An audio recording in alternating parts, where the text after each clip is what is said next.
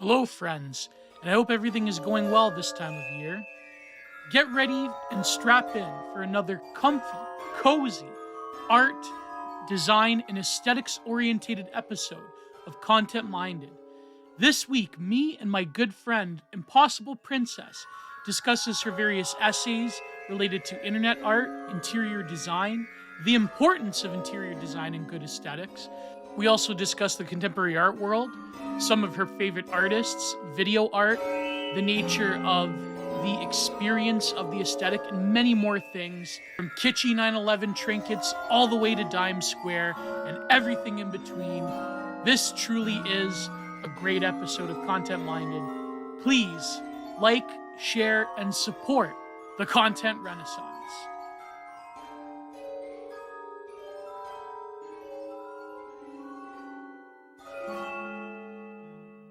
Not recording.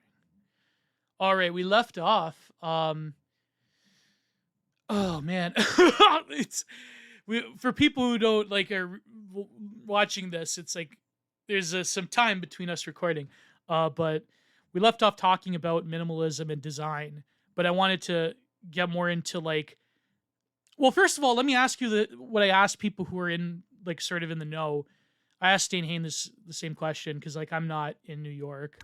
But New York being like sort of the world city of art nowadays, um, they took over from London in like the 20th century.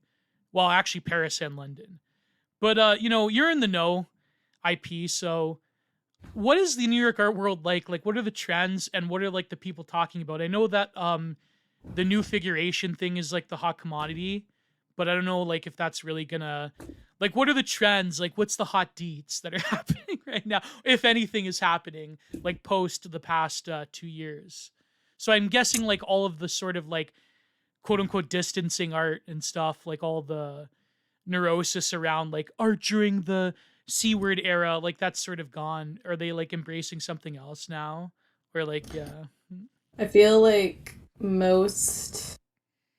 Well, I should tell your listeners that like I'm in design, so Yeah, I yeah. tend to follow design world news more than I follow like art or fine art rather. But Well, we'll get to design. We'll get to design. Yeah. it's a really interesting thing where I think there's so much more emphasis on galleries doing like a lot of like big painter showcases. That Mm. there's like a turn towards the painterly because I think there's a turn towards the handmade that people are really kind of desperate for. Whoa. I But should be they're in New York not. right now. My God. Yeah, but they're not necessarily making paintings that are uh I mean there's a lot of like painterly looking stuff, but I would say like kind of identity driven new apps like figuration is totally what people are collecting. And Yeah. then you're trying to collect art that is you're trying to I honestly I think people are collecting art from people that they believe will die in a few years because like Nice. the politics will of the world around them will kill them, and they kind of like emphasize that Yeah. more and more than they should. Wow. That's yeah. That's probably what's happening. Yeah, so that's one Yeah. thing. The second I would say is that there's like, been a lot of art fairs again, so that's going to totally change. So like the next year, like based off what people bought this year is what, galleries will show. Okay. I see. So people really love like let's say it's like furniture. I don't think I think people are more interested in like vintage than they Mm. are in contemporary because I think they had a lot of time during the pandemic or whatever to like build taste, as they say. Yeah. Yeah. So that's an interesting development. That's totally new and kind of unprecedented. I think people are doing that. And So, what's happening in the design world as opposed to like the art world? well, the design world people are making far more unique pieces than they had before. At least most pieces used to be more serialized. They used to at least be in like more limited editions, but I see a lot more unique pieces because the expectation of kind of effort from the other person. Also, like the actual materials to make anything has Mm, gone up considerably after yeah. the war. So transporting certain it's okay. So essentially everything you want to do to make like one of those like droopy figurative kind of like gloopy ceramic chairs Mm-hmm. has to get shipped from a very illegal place. So it's all like, well, you know, it's funny. Like, I don't know if you know about this, but there's a New York Times article about this years ago where like plastic chairs from like the 1950s, like Eames chairs in museums, started exploding. Oh, that's right. Yeah, yeah, yeah, yeah. They Or started like when they didn't know the what to do about it. They were like, "What are we gonna do?" yeah Was yeah, it so the it's heat like or something, or was it just the materials? yeah, it's like it's totally disintegrating. It's like a lot of things. Like they weren't being stored properly, Mm, and these yeah. chairs are like when they explode, they're like this weird rainbow inside. Um, of Whoa. plastic, but I think that really changed the perspective of how people saw their own work. So they didn't want a neat, tidy thing. They wanted their work to look kind of like unusable. So like I Yeah. think designers are currently making more and more unusable objects. That's insane because I So thought there was like a big trend towards like affable, like livable, like design furniture and installations. Like there was the 2010s thing about like, well, I guess we have to like cater to normies now. But I guess is well that a no, thing of the because like past? collectible design is a little bit different. Collectible Mm. design is much more on par of art. Yeah, yeah. So Like kind so of it's a like high little bit fashion, different. right? Yeah. Yeah, do you know who Misha Khan is? I've heard of the name, I think. I've heard of the Yeah, name. I would say if you look at Misha Khan, this is for everyone's like listening. This is like the face of like collectible design because Mm. he set the standard for how far other designers can go. And to his credit, he's very, very, very talented. Although you can kind of see at this point in the game that a lot of his work is too computer generated. Oh my god, And yes. it's Yeah, this not, is and it's pure this is like Bryce 3D stuff. Like Yeah, but it's yeah. really, I mean, it's so insane. Like, can you imagine living with this stuff? It would be so fun, right? It would be fun. Yeah. And they're well constructed. So, especially his chairs, those the upholstery is actually rather magnificent. Like the tightness on the curves, like it's everything's really, really Are they splendid. comfortable though, you'd think, or are they like not Actually, you know what? He made like really quickly. He made some like tie-dyed. It was kind of like a beanbag chair, but it had legs for a show that I did like yeah. a lecture for. And that was really fun. And they were very comfy. So, yes, the couches are comfortable. The everything can open. They're all functional. They're just really funky. You know, you have to really Yeah, have like they remind me of that uh one artist that did like the religious art but with like plush like every like plush dolls or plush things like oh, what's his name? I know that Adam Lehrer wrote about him, but this is what it's reminding me of. It's yeah, like you you also might want to look into the kind of maximalism of like Studio Job. That's oh yeah, another yeah. one. Yeah. Yeah, and they make really crazy. I mean, like some of their tables are literally like a train wreck. Yeah, yeah, but I think I've heard of Studio Job. Yeah. It's Yeah, so for your listeners, I mean, they have really bizarre kind of yeah, they're crucifixion sort of stained taking window. Yeah. they're sort of almost taking like the traditional like wood boxes like well yeah some of them are engraving but like you know what you'd find in Spain they have like the marrow inlays and they have like all those designs like they're sort of taking that but like maximalizing it to like the extreme like it's Yeah, so yeah this is like kind of like the best case scenario for postmodern furniture because Studio Job has at the very least like that added emblem of like actual luxury mm. because there's gold in these pieces. Like so you're really like truly interacting with something that's like very finely crafted. Yeah Um they have a lot of like carpets and tapestries that are kind of like art brut kind of like yeah.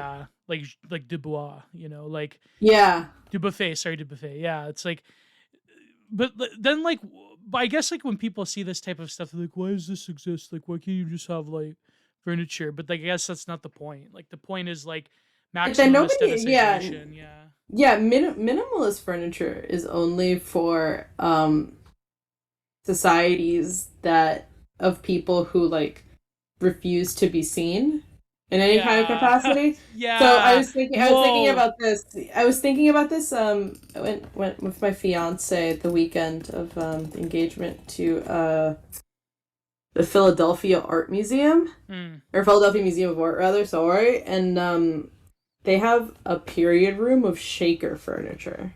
Whoa. So like if you know who the Shakers are, you know they were like the ascetic Yeah, they didn't have sex or sect. have kids. Yeah. Yeah, they didn't have sex, right? They like only have two people that are still alive that are still Shakers technically. Like they have very minimalist furniture. I wonder if And we could it use like some technique to like make them reproduce. Nah, probably not. They probably no, no, against those are that. they're still reproduced all the time. It's the American furniture style that is most highly reproduced, but also most highly Oh no, I meant the shakers misun. themselves, not like the furniture. But yeah, I guess the Oh, furniture. yeah, yeah. You So have I to mean, like they were find like a a way. weird. Yeah, they were communal living like Quakers in a way. Yeah, they're like more And they extreme. were yeah. So Oh, this is like the Mennonite furniture we have in Ontario here. yeah, it's really Yeah. similar. So Yeah. like those types of people, they what kind of drives them is that their minimalism is kind of like Gnostic in a way. So they feel Ooh. as though like if they were to kind of like it's I think it's a little esoteric because like I think giving yourself the limitation of no ornamentation.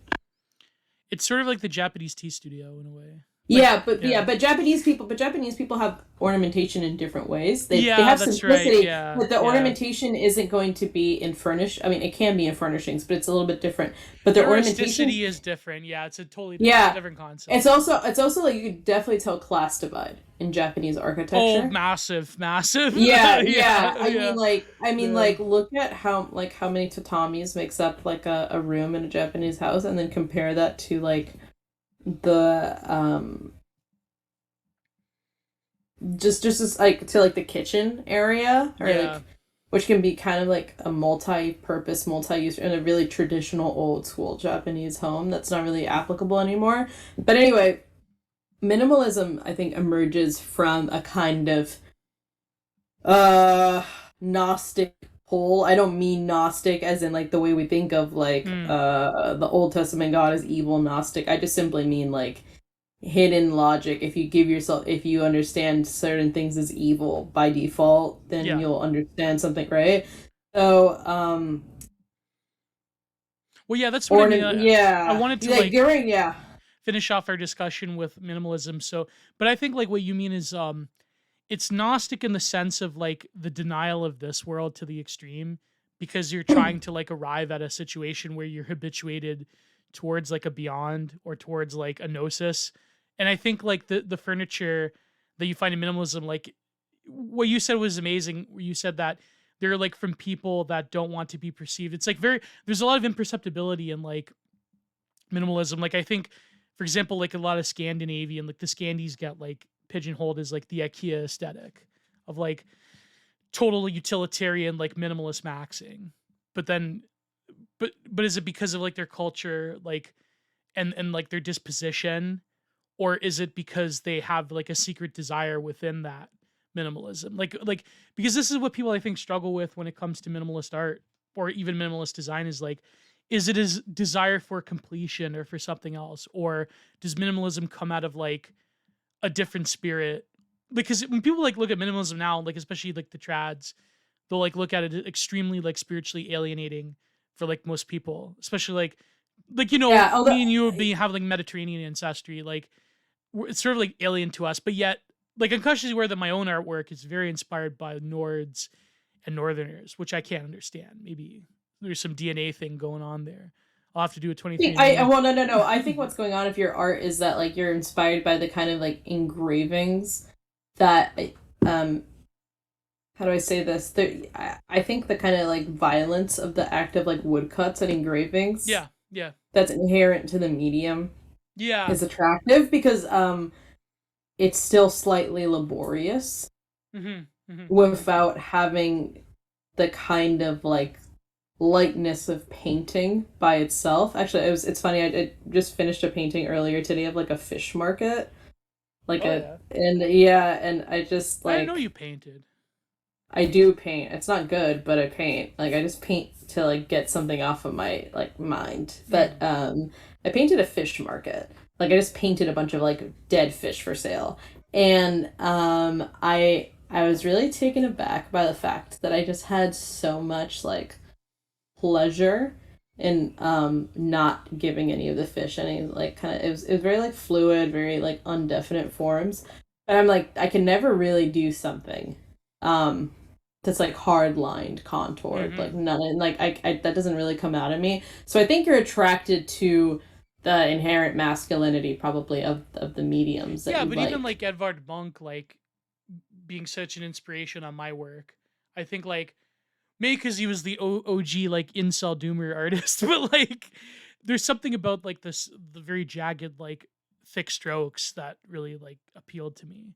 Because like most people don't know this, but like I started off liking abstract expressionism, then I moved on to like landscapes and like then later like narrative pieces. Like I actually legitimately started doing like abstract painting. And then like which is kind of weird though. Usually like it's the opposite. But anyways, about minimalism, so you're saying like is it like what is the place of it? Like I know in the design world it's probably different, but I think there's similarities with like fine art and design in terms of like what is the spirit of minimalism? Like what are they trying to get at? Is it because of like the national or even like the racial or cultural character of certain peoples, or is it just like is it sort of like is it like a gnostic spirit? Like in your opinion? Yeah, I was gonna say like if you compare the Shakers to like someone like the Cartesian order, Cartesians don't have any decor at all. Hmm. It's very spare. It's to the point that like they might not have a crucifix, but they still do because certain things still have to be obvious Right, right, and right. stated because otherwise then there's like absolutely no point to what they do, right? Like Mm-hmm. Mm-hmm. they need something that's guiding them in a way. But you will never see that in like a shaker home, obviously, because they're anti icon or image or they're iconoclasts, right? So there's like a difference between like religious orders who like limit themselves from um consuming basically Yeah, or like yeah. having like a very vivid material culture.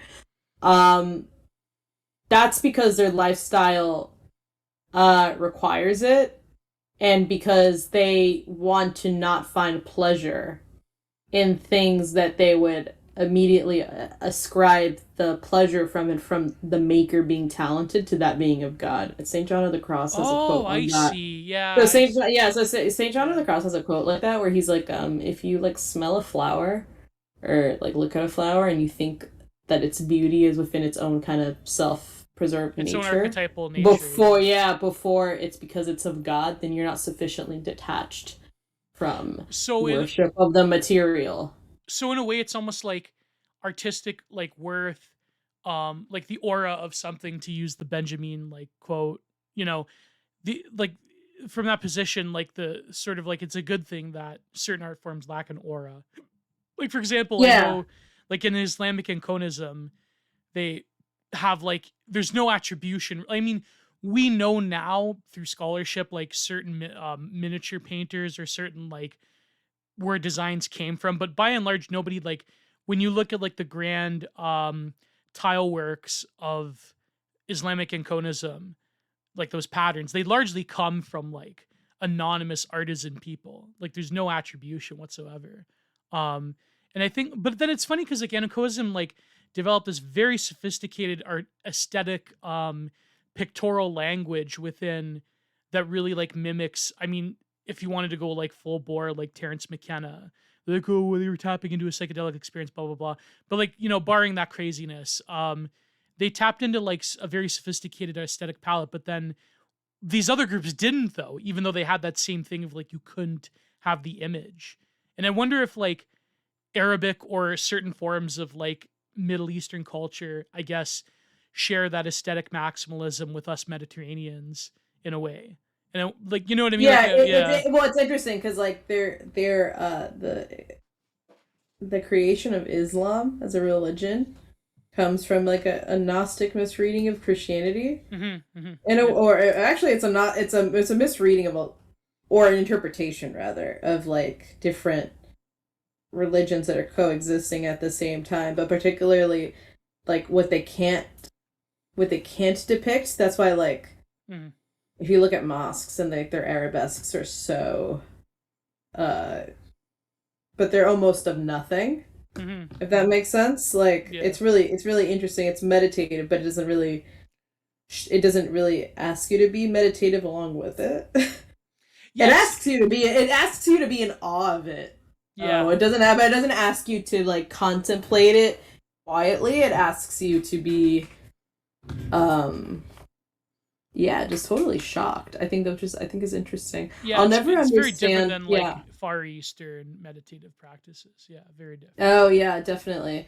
Yeah. But you know, when it comes to like design, I really do encourage people to really look into contemporary. I think we need more like weird people or like people of different kind of like backgrounds in contemporary design Can you because imagine like fashion wave design or like insult design or like tanky that would be design? I mean, Like Soviet Corbusier revivalism? Like no, I mean, first off, you can't imagine Tinky design because Tinkies don't like do like actual like physical labor.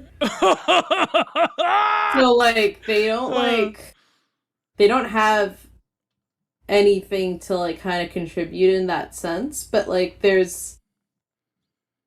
has to be like a way for people to like make experimental design that's like well, actually, I'll tell you why I like design is actually so wait, because you of this. can't imagine like Caleb Maupin in a salt mine, in a Soviet era salt mine? I kind of can. Maybe, yeah. But Caleb Maupin and Haas can probably do manual labor, but the other ones probably you can't. know what's interesting? You know what's interesting is like I like design because I don't understand the intent, like the person behind the work. Besides, like But that's what in terms of like their values. but that's what I mean. That's what I wanted to like ask you about, like because I wanted to move on to your essays, but like what like got you fascinated with design specifically as opposed to like what most people like, which is illustration, um, or I guess the minority nowadays being fine arts. Like, what is it about design? Is it because you can't truly, unless there's like a prolific designer like Misha Khan that like rises to the level of fine art? Is it because a lot of these people largely are anonymous and you can't really pick apart like why a corporation picks this designer to do this run of Well, chairs or objects or yeah. whatever? So designers are usually not anonymous.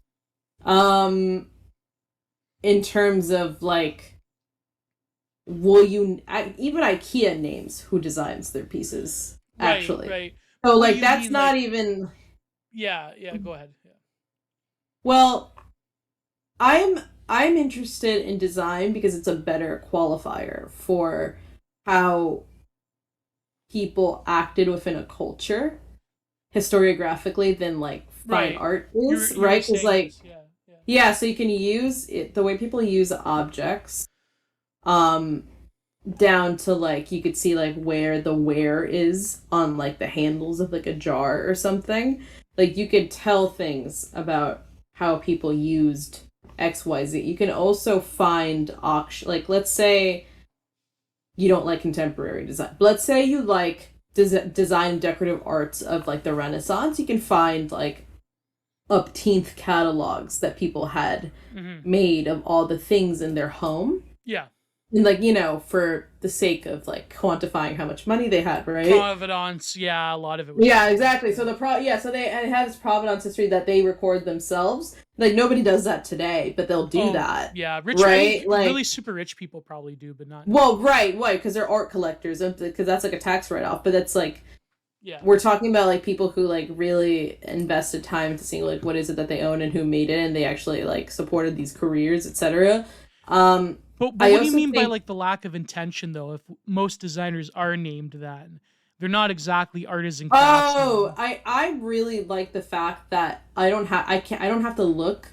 I mean, you could say this with painting too, but like I think with contemporary design, Mm, a lot of the time I can look at a desk that is made by a contemporary designer.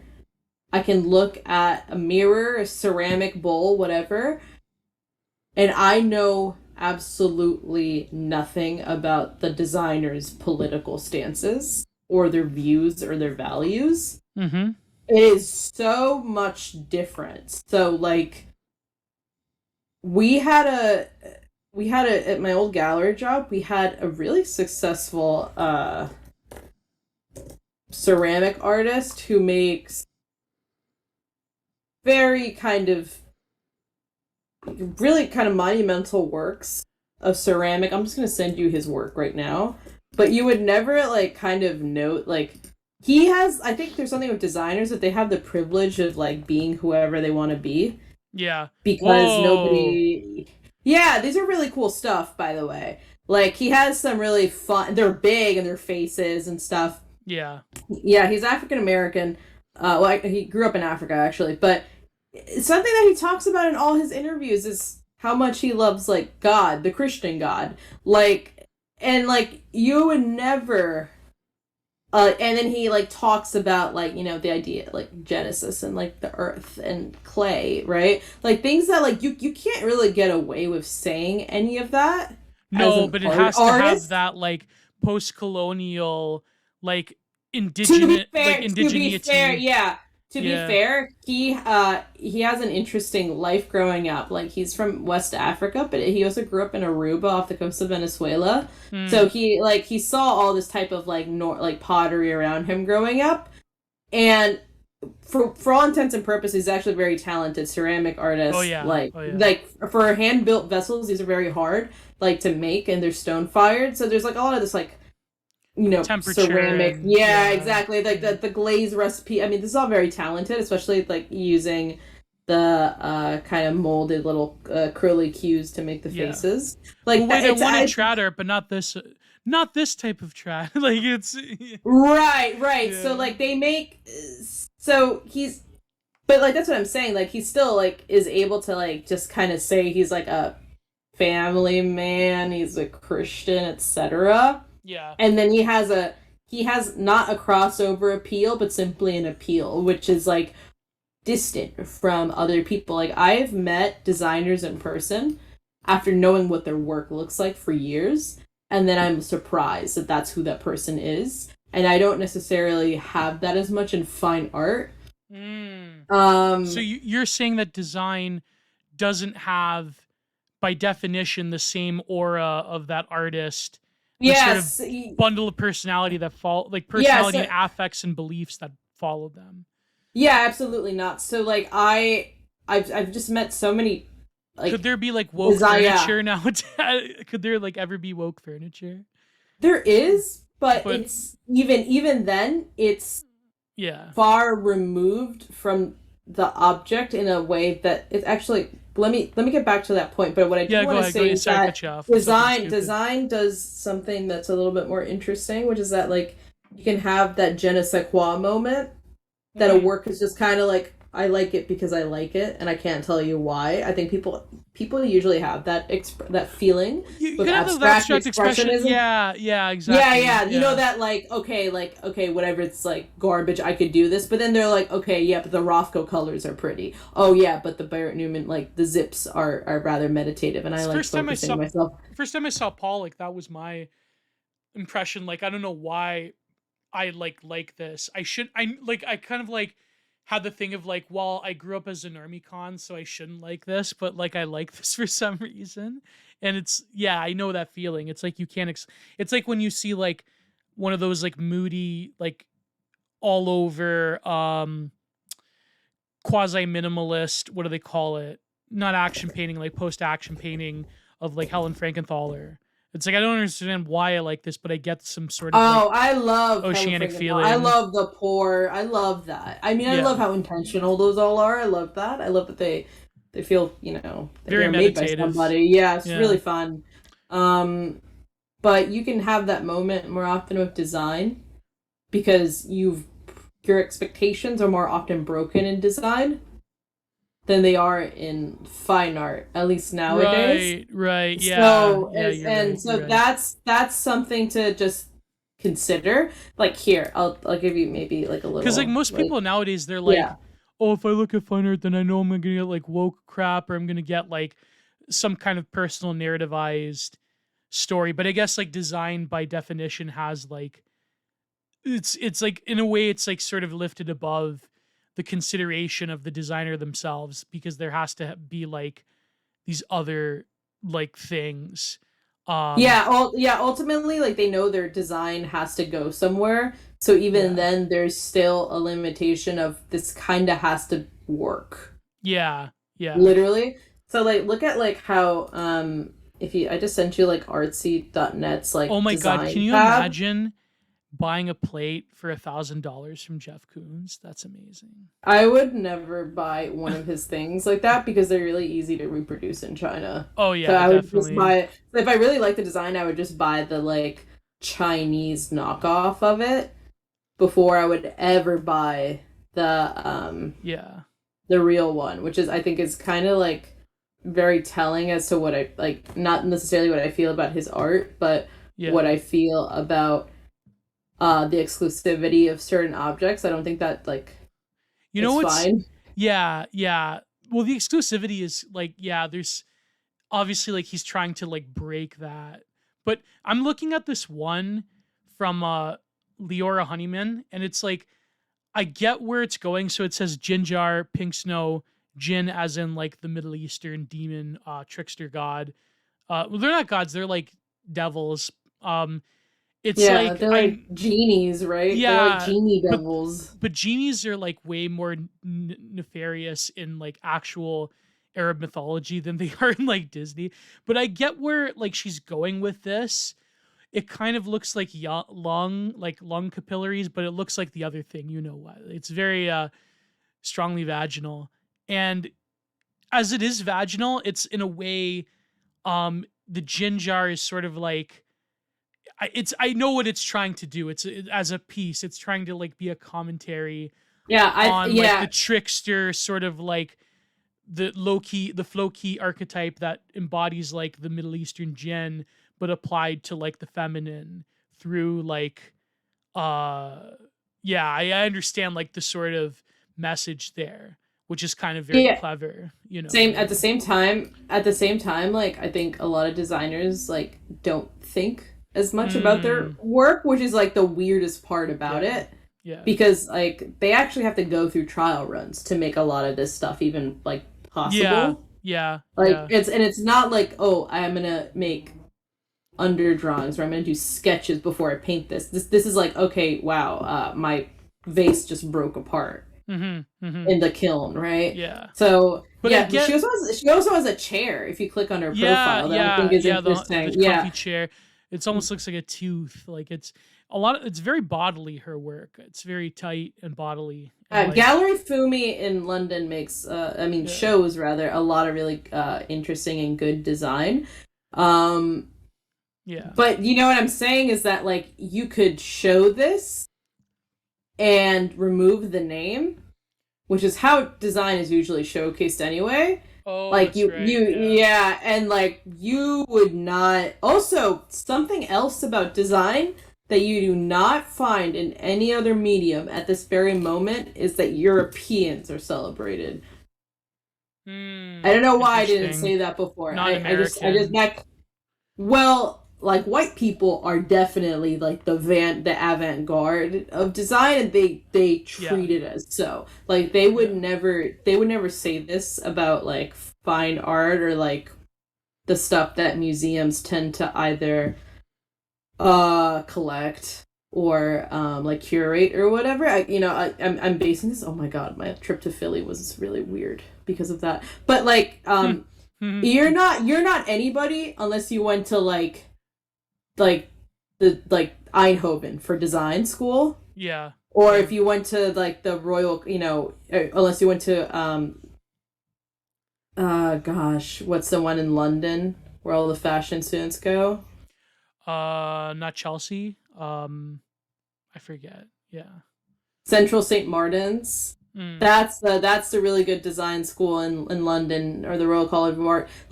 Design Eindhoven is like the design school of Europe.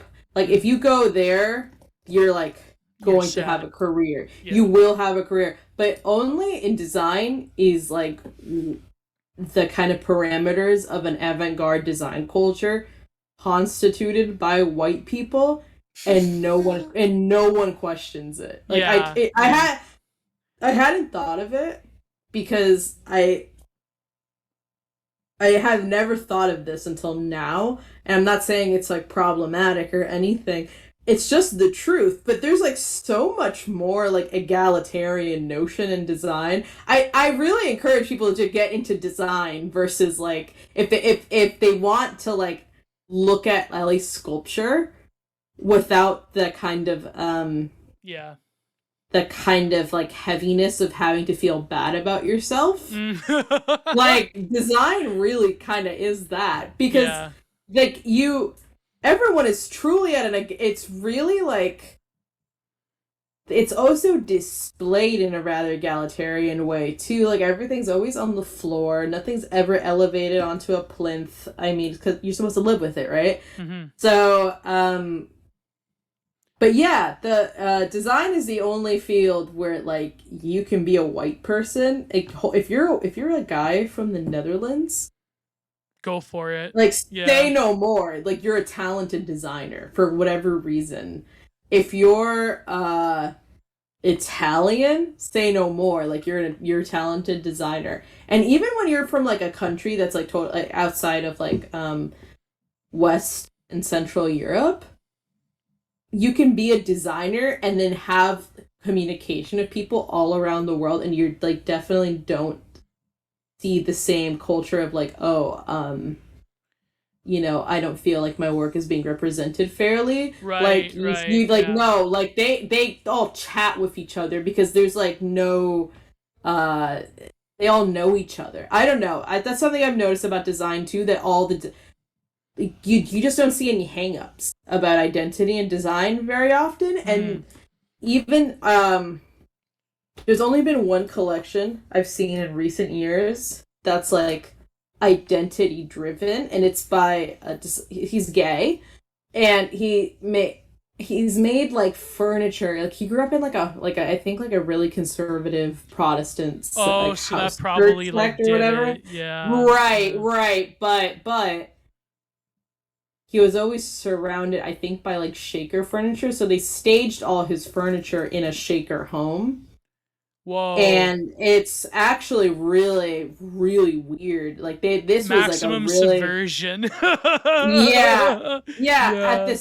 At the same time, Oh my god. Wow. That is pretty weird. yeah, Yeah. yeah. It's weird stuff without you ever. The work by itself is standalone actually, Yeah. because it's like like the foam and materials and everything that makes that's all rather impressive. But he makes this like really chunky, weird, funky furniture. But I couldn't tell he's And gay by looking at it. Like if I were to like look at it like a new figuration painting by like an LGBT artist, like you know right off the bat what I'm looking at. Like it's yeah, you know what I definitely. mean? I mean, Yeah. I think yeah, you're also kind of like trained to like kind of see it at this point, to see queerness, because queerness Yeah, yeah. The is academic term of trying it. to look, yeah, it's trying to look for subversion of something. Like this is a basket that he made, but it's like a giant tower. Yeah. I mean that But could be like it's queerness, really but fun it's though. yeah. It's still surreal. It's still I'm talented. It's yeah. yeah, I'm looking at the Hayes Oh, the Haas. Haas brothers, Haas. Yeah, Haas, yeah. Like I Yeah, the really Haas brothers are fantastic. like the animal Yeah, plate and the tower one, the accuration vase, like this type of like delicious throwback to like 90s tribal, like the stuff you'd see in like a 90s like new age cafe, like that never would be acceptable nowadays in like a fine art gallery in New York. Like it's I love this stuff. It's just like you would see it in like a 1990s new age like coffee shop in like near Berkeley. Like it's, you know what I mean? Like I could hear Yeah. like I could hear like the like world like 90s world lounge music in the background while looking at But this vase. what's also interesting about those works is that they're also luxury objects. Like they They have are. gold. Yeah, and they Yeah. have like real animal fur. They're fifty not thousand skimpy. dollars for this vase. If I was ever rich, I'd buy this vase right off the bat. If I ever made it, Oh yeah, but do you yeah, see what I mean? Like you can do weird stuff in yeah. design. If You Peter can Thiel, you listen, if Peter Thiel's listening to this, and if you want to buy me a present to like buy me a Mark Toby painting and buy me this, okay, please, Peter Thiel, Daddy Thiel. yeah. I'm kidding. A joke, a joke. No, actually, no. If Peter Thiel wants to give me money, I'd be down with that. Anyways, yeah. So what were you gonna say? Well, isn't it interesting though how like you can really get away with making like fun rootless work. Like none Anachronistic of in this a art way. is just like it's anachronistic, it's fantasy like, it's surreal, and it doesn't have to be anything but like funny. Yeah, yeah, And then it's like, oh yeah, that's what makes a good chair. That's what makes like there was like a giant retrospective recently at the Museum of Arts and Design, which is for everyone listening, was besides like Cooper Hewitt kind of the museum that set the standard for collecting craft in the United States, which is a little bit different in design. But they just had a retrospective on Chris Shank, who makes. Also, I just sent you his name, so you just Google image that. But like I think I've heard of he, Trishunk. Yeah, yeah, yeah, Chris Shank is like very, very craft oriented. Like everything's handmade. But they yeah. just had a retrospective of his work. You know, he's a living designer. And what I find fascinating is like you can Oh have yeah, like yeah. I yeah, think Robert Stark told me about this guy. Yeah. you can have Well, this is like whole uber like kitsch, like throwback retro kitsch. Like this is amazing.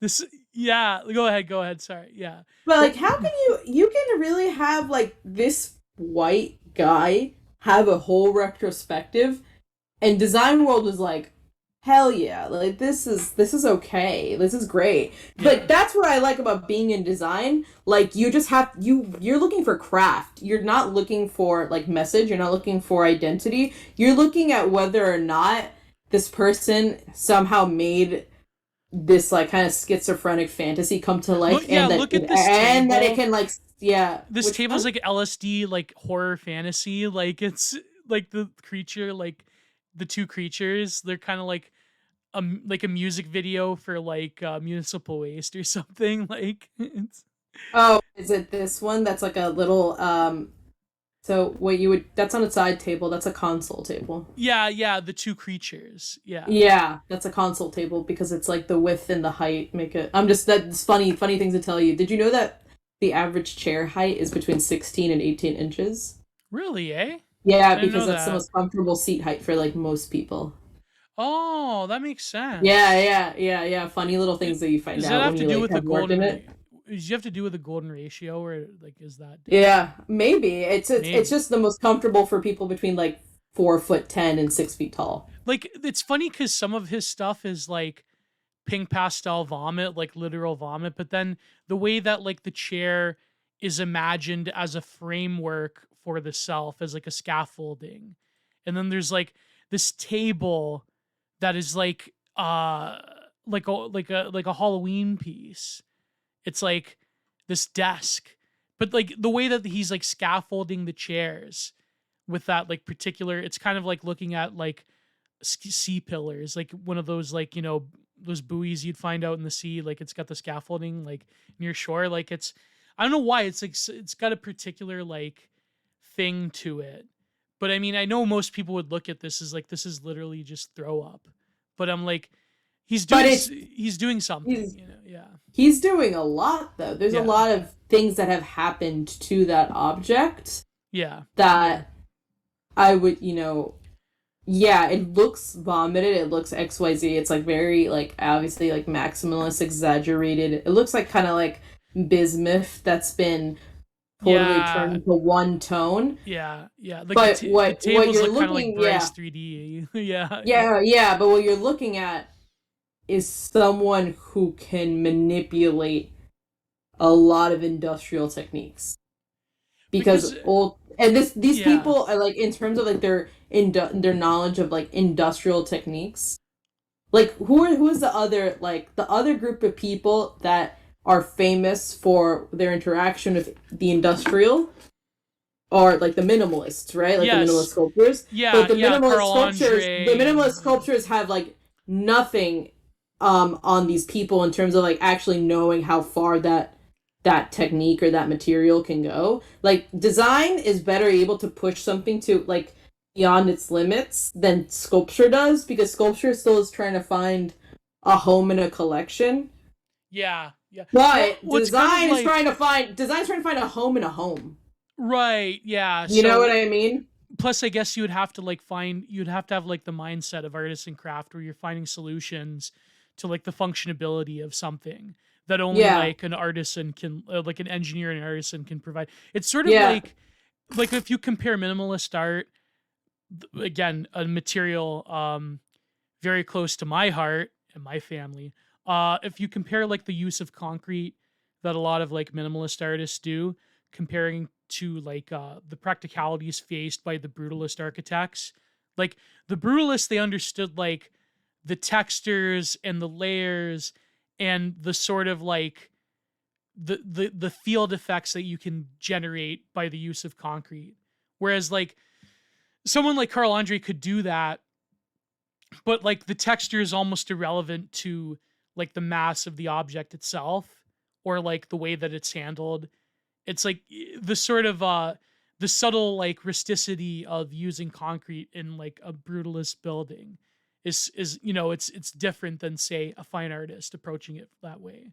um Even, you know what I mean, like even I forget who I was talking about with this about was it Wide Dog about like how Richard Serra would like throw he'd do like the oh it was it maybe it was with you how like Richard Serra would like No, it was like how we throw would do like the like throw them at like the kind of acid corrosive yeah stuff in a yeah house. sort of like a Right. carelessness of the material Yeah, because a lot of these people were, if they're trying to obliterate all sense of like if they can kind of cause displacement, they'll do it. yeah. Right. So yeah. Well, it's But like then how John it's like how Jasper Johns he was talking about selling his apartment and like Richard Serra did one for him on his birthday. And I'm like, how the are you gonna sell this to your apartment? Like, there's like this lead rust in like the corner. Like, like most people wouldn't get it, but I guess like if you're selling your apartment to like richy like New York socialites, I guess maybe. Like you know what I mean? Like it is kind of it presents different challenges. I guess like like I gotta admit, like fine art, like fine art is like wasteful in a lot of ways compared to design. Like it's just by its nature, it's wasteful, and like just to you know what I mean, like very like bulky, like like cumbersome objects that are generated. Even paintings themselves. I mean, paintings are a bit better because you can put them on the wall, but like most fine art installation is like not designed for a room. It's designed for its like itself as a singular object rather than something that is functional. yeah, Which yeah. it's at the very least like no one wants to live around minimalist. Like they thought that nobody would want to live around it, but A lot of people kind of do, fast yeah. yeah, the fascination now with like Donald Judd furniture I think proves that wrong. But Mm. also designers constantly. On the other hand, there's so something for your listeners, like there is collectible design, limited edition, unique, one of a kind pieces that's very maximalist, very unique, very driven. You can definitely see it's like a kind of auteur theory on steroids. Like Yeah. only that person could have possibly have made that piece.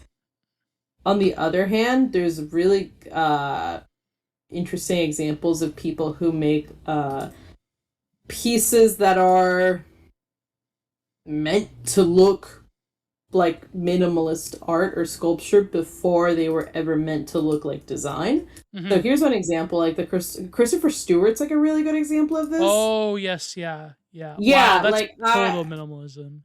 yeah, like Yeah. if you told me that was like don't know, like like Donald Judd, Carl. No, it doesn't look like Donald Judd, but you understand what I mean. That it looks like minimalist sculpture. Yeah. I can make Yeah. that in my backyard with a pound of cement on a farm. Right. Yeah. Right. Yeah. Yeah, but is it interesting? It's interesting that like designers are like, yeah, these should be sat on, and then they make it Yeah. Yeah. on the and then there's kind of like an arte povera like turn to like a like pietinique.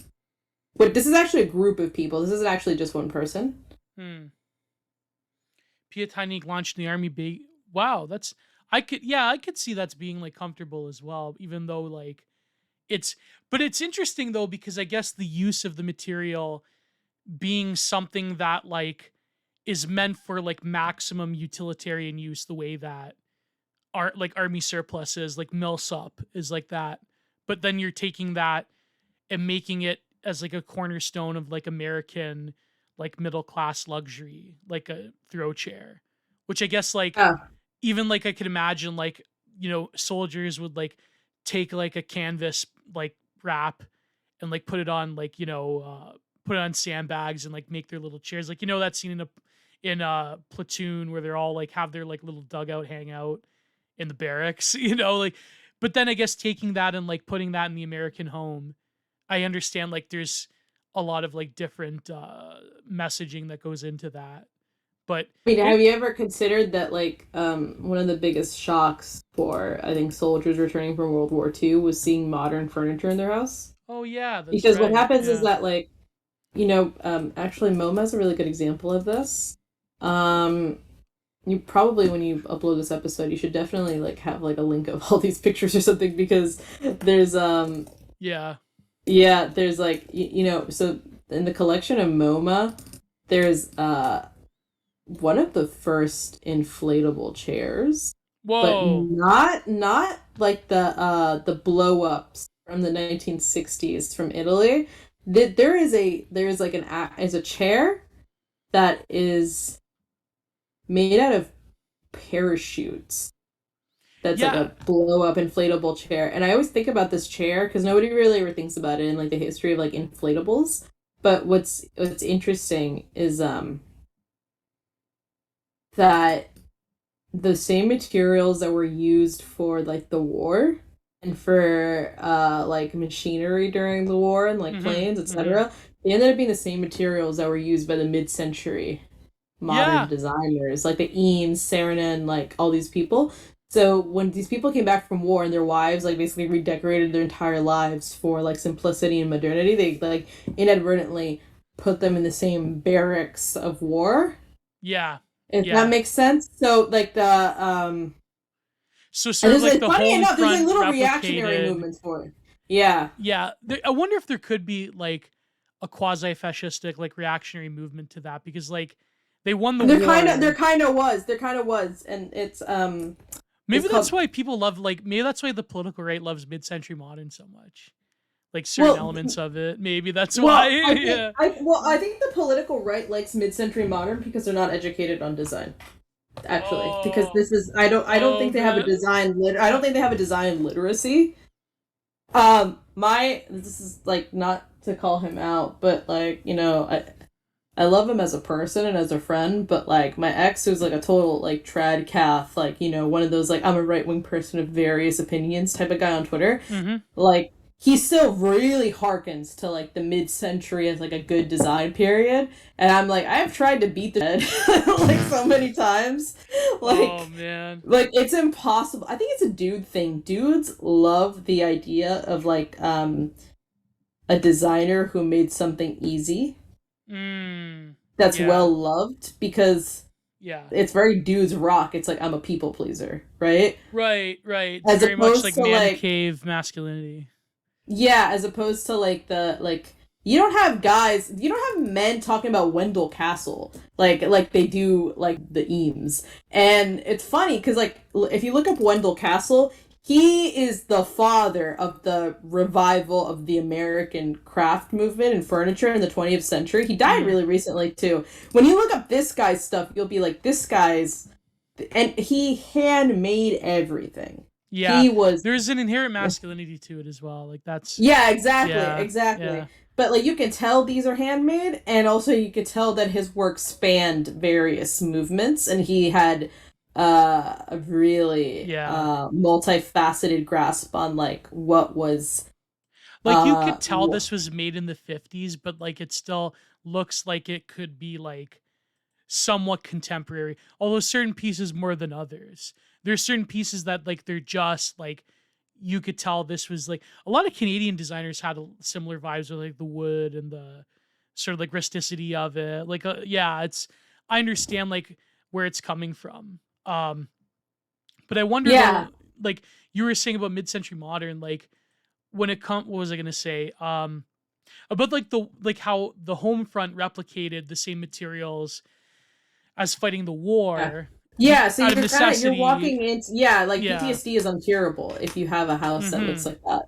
So Yeah. I would say that like the kind of one of my favorite kind of reactionary movements to that was colonial revival, although it had a flavor of the mid-century to it because Right. Yeah. Like appropriated nouveau and like things like that. Like yeah, there's so yeah. colonial revival is trying to do it was the centennial or bicent it was the bicentennial rather of the American Revolution. So it's like 1976. Mm, We're getting closer to like 200 years of what it is to be American.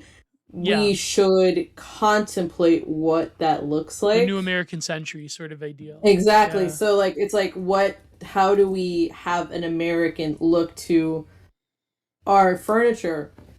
So there was a time where there was an era called bicentennial chic, which I feel like nobody ever talks about this.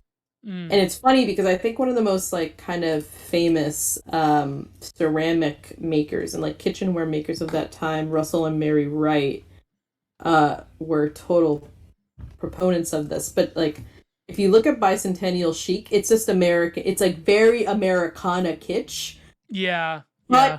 But this was Whoa. Yeah. It's yeah. but look at that wallpaper. The wallpaper has like the federal because there are American styles besides Shaker that so there was like the federal style Mm-hmm. Mm-hmm. that was like federal style furniture was big for a while in the start of the American um I don't want to say the American colony. I want to say the yeah, actually no. Yeah, like the federal style was popular then.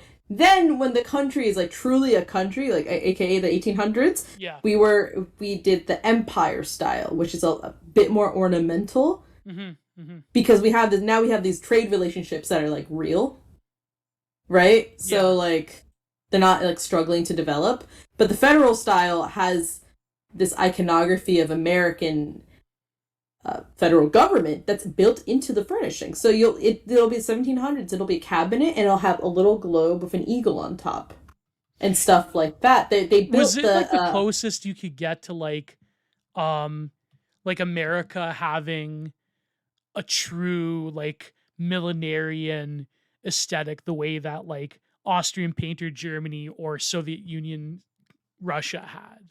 I wonder. yeah, I Yeah. think the that's because like so many of the people were centralized into like New York, like the New York furniture This is makers. very much like New Hampshire, Maine, New York. Like that's very much like Yeah, yeah, like yeah. the one that everyone would really like, they were German.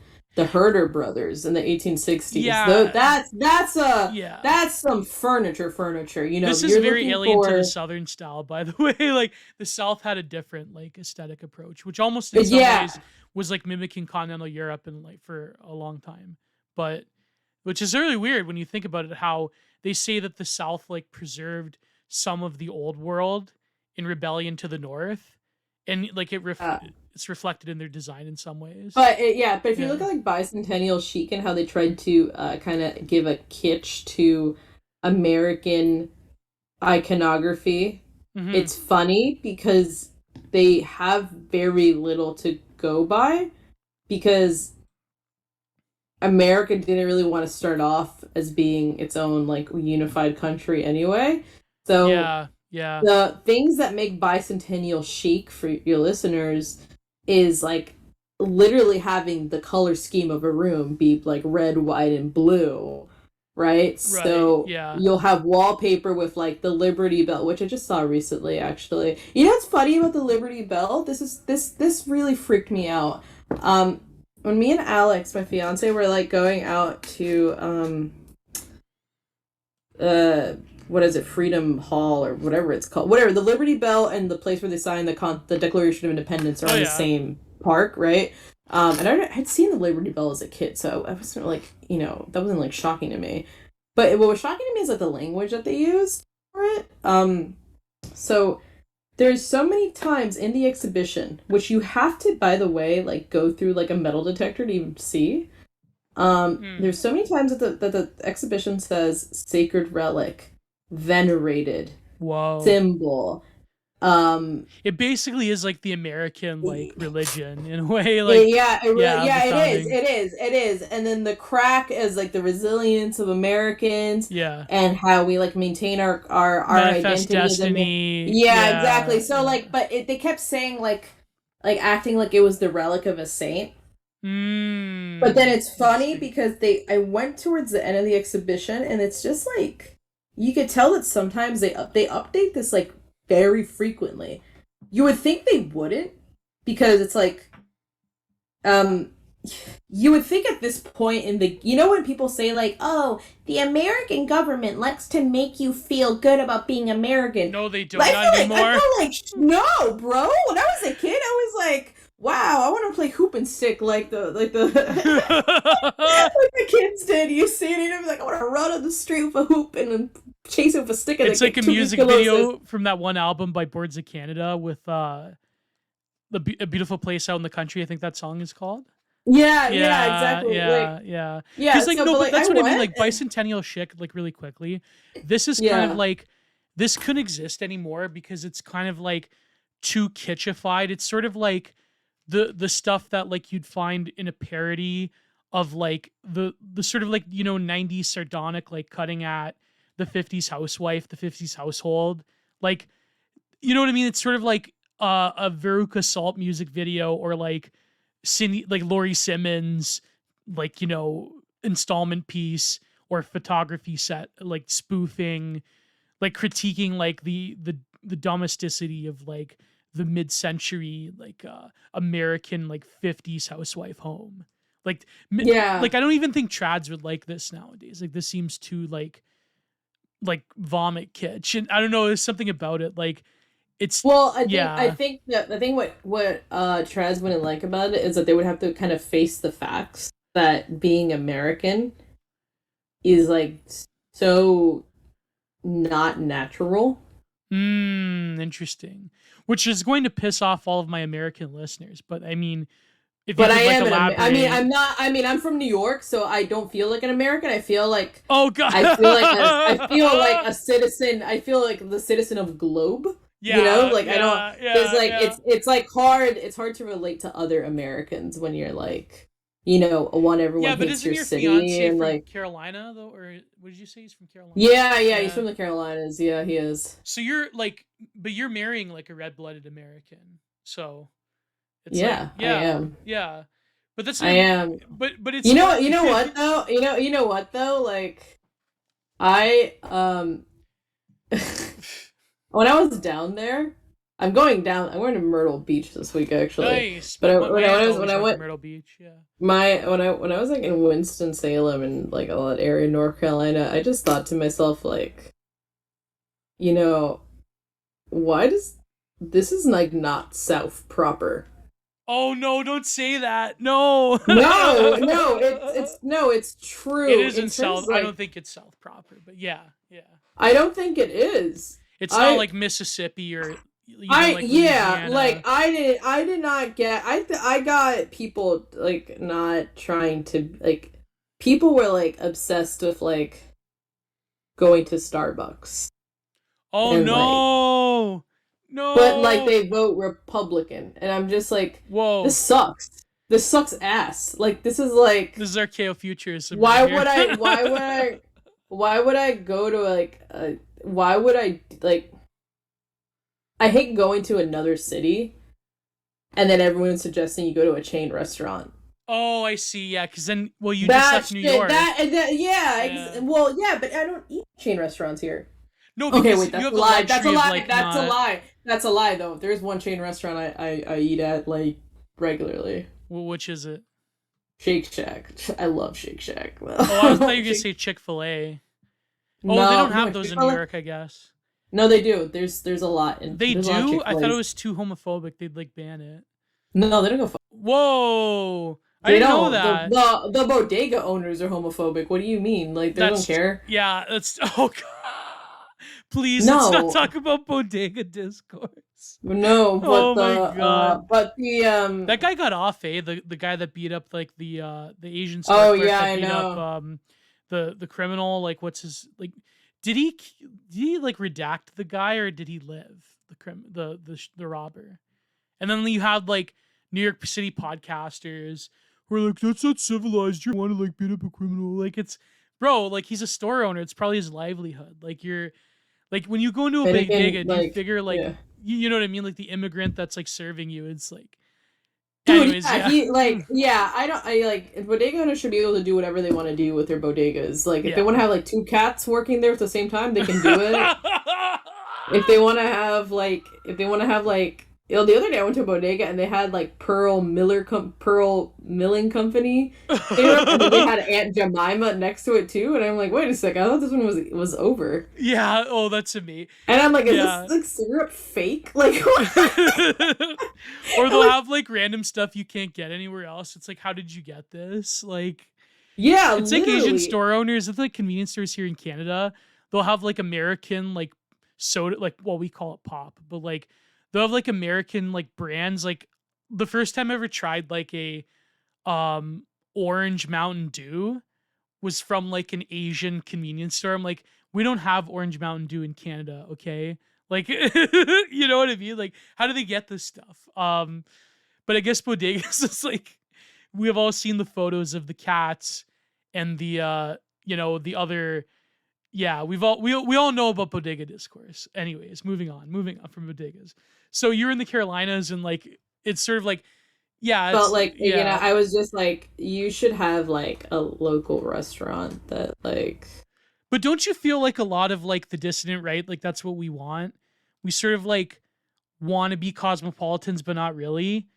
We Well, s- you want localism, yeah, but then like when somebody, like a New Yorker has like a lot of localism to their entire lifestyle, but that's it's not like the no, right kind of not that localism. localism, not Yeah, that yeah. localism.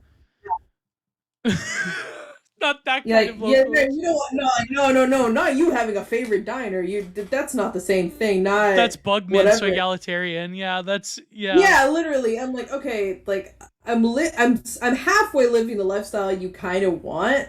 Where like I'm But it's supporting soy. businesses that don't like it's a cash only. Like I'm not using my card at places. Like I'm not going to like I'm not going to go to like the salad place that like is like 17, whatever. Like Yeah. you have this lifestyle. You have a lot of localism in New York City. Yeah, It's but going it's like away though, but it's like what? but no, but I was gonna say like it's like global homogenous, like immigrant, like global you know what I mean? It's like global it's like the so egalitarian version of localism. It's not like the real like that's what I mean though. I think like What do you what would be more real? Because there's like clearly like a lot of businesses that have been here for like way too like really long times. no, but that's what I mean. I think just the fact that New York is sort of like what I was talking about with Stain Haynes, like it is like separate from America. It's like the global homogenous city of the world. It's like no longer of America. It's like this metastatic cancer on the side of America.